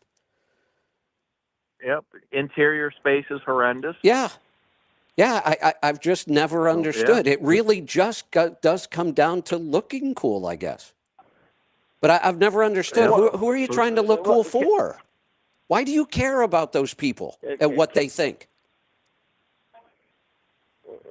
Kevin, going back to where I was going, the racer in me never thought all that classic truck stuff looked cool. It looked like it was the wrong shape to do the job that it was required to do, which did not ever look cool to me. Well, Henry, you're just a geek, though. That's right. Come on. That's right. No, I'm a racer. That sounds much. Right? No, well, how about a racer with ballet shoes? Yeah. It just never made sense to me. I'm a racer too. I'm racing to see how big I can make my bank account. There you go. That works too. That's the other that matters. Yeah, because the other racing, which I did, you know how to make a small fortune racing, right, Kevin? Start with the big one. Quit. Yeah, that's exactly right. Yeah. Right. Yeah. All right. That was my final thought for the day. Anybody have anything else? No. You know what? Just enjoy. Enjoy your time out on the road and keep an open mind to things. Even the old dogs out there that hate every word that comes out of my mouth, or Henry's mouth, or Kevin's mouth. Just there's more than one way to skin a cat. There's no way that's absolutely right and everybody's wrong. There's no finality. There's more than one way to do things, and you can really learn some things to improve your operations and improve your bottom line. And maybe you don't take it as far as what I do or what Henry does or Steve Crown does, but you know what? There's still opportunity to improve, and especially when we're in a down economy like this, that being open-minded is absolutely key. Hey, you just brought up another one I need to add to my list. With rates and volumes all down, wouldn't an extra $7,000 a year give you a much bigger cushion than what you've got right now? Wow, you're using common sense again. Would $7,000 a year kept some of these people from going out of business? A bunch of them, for sure. Yeah. For sure. Well, it would have just prolonged the agony. Maybe. Because they probably would be going out of business anyway. Yeah, but on Joel's point, being open-minded and there's more than one way to skin a cat, so to speak. I mean, we are looking at this in Joel and my operation. I won't say daily, but very frequently. Yeah. Are we doing everything that we can to optimize our earning potential in light of the market? Are we hauling for the right carriers? Are we hauling the right type of freight? Do we have the right duty cycle? Is this the right operation? And we are making changes. Hey, Alec. So just because, I am all about total transparency around here on this show, and I got to correct something. You said maybe almost daily. Come on, I know the truth. When you wake up at 2:30 in the morning to go pee, you double check your numbers. I do. I know you do. I do. I hate when that happens. Yeah. Yeah, and I get an email from Joel doing the same thing. So, see, there you go. That's right. We're all a bunch of freaks. Yeah. But we've had some challenges internally lately, and a lot of it's some of it's self-inflicted, because when we started this whole thing, one of the things that I told Alec, I said, look, if I can't offer everybody in my company a Cadillac insurance policy, health insurance, and we're small, we are a small company. I said, I don't know that I want to do this. Yeah. And so this has been a challenge juggling around, because that ain't cheap. No, it's not. Holy shit, this ain't cheap. But we're doing everything we can to maximize our efficiencies to try to hold on to one of the things that I said, this is going to be a cornerstone of my little company. It's mostly family. We may have an outside driver or two, but they are going to have the absolute best health care we can possibly get, and they're going to pay very little for it or nothing at all. And I'll tell you, there you go. This is a trick, yeah, but it is. We're getting there. We're figuring things out, and we're struggling. It's more, now, could I just tell Alec, all right, cancel this shit? We're gonna do it every. Yeah, we could do that, but I'm not gonna do that until I absolutely have to do that. And I think we're gonna be all right. We're gonna figure it out. Good. Yep. So. Yeah, it's more expensive than a truck payment. Yeah. Just a little bit more. So, and we don't get it. We don't get a return on that investment. No, you really do. Well, yeah, you have a healthy driver. Yeah. Well, as we start to age out, Alec, we'll get a return on that. Yeah, this is right. All right, we're gonna wrap this up. Long-term goal. If I keep you guys around any longer, I'm going to have to pay you overtime, and that's not going to happen. So We got to get out of here. Not Alec. He was late. Well, Alec's that's right. staying late, remember? All right, Alec, your penalty is you have to pay everybody else's overtime.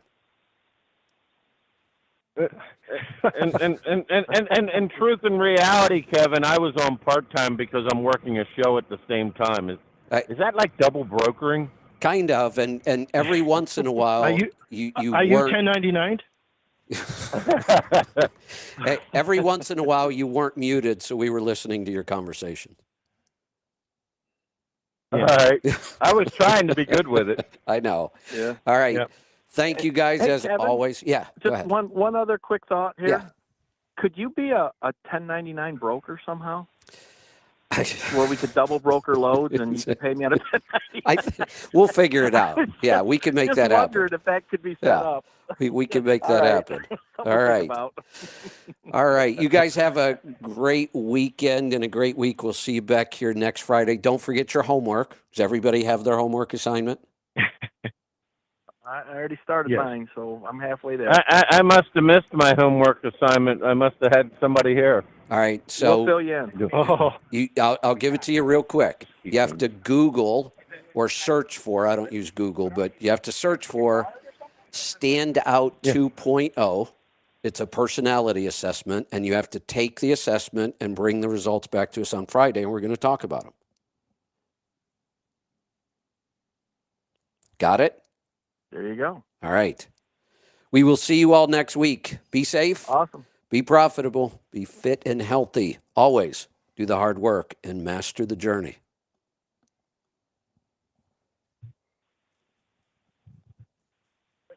Yep, thank you. Thank you.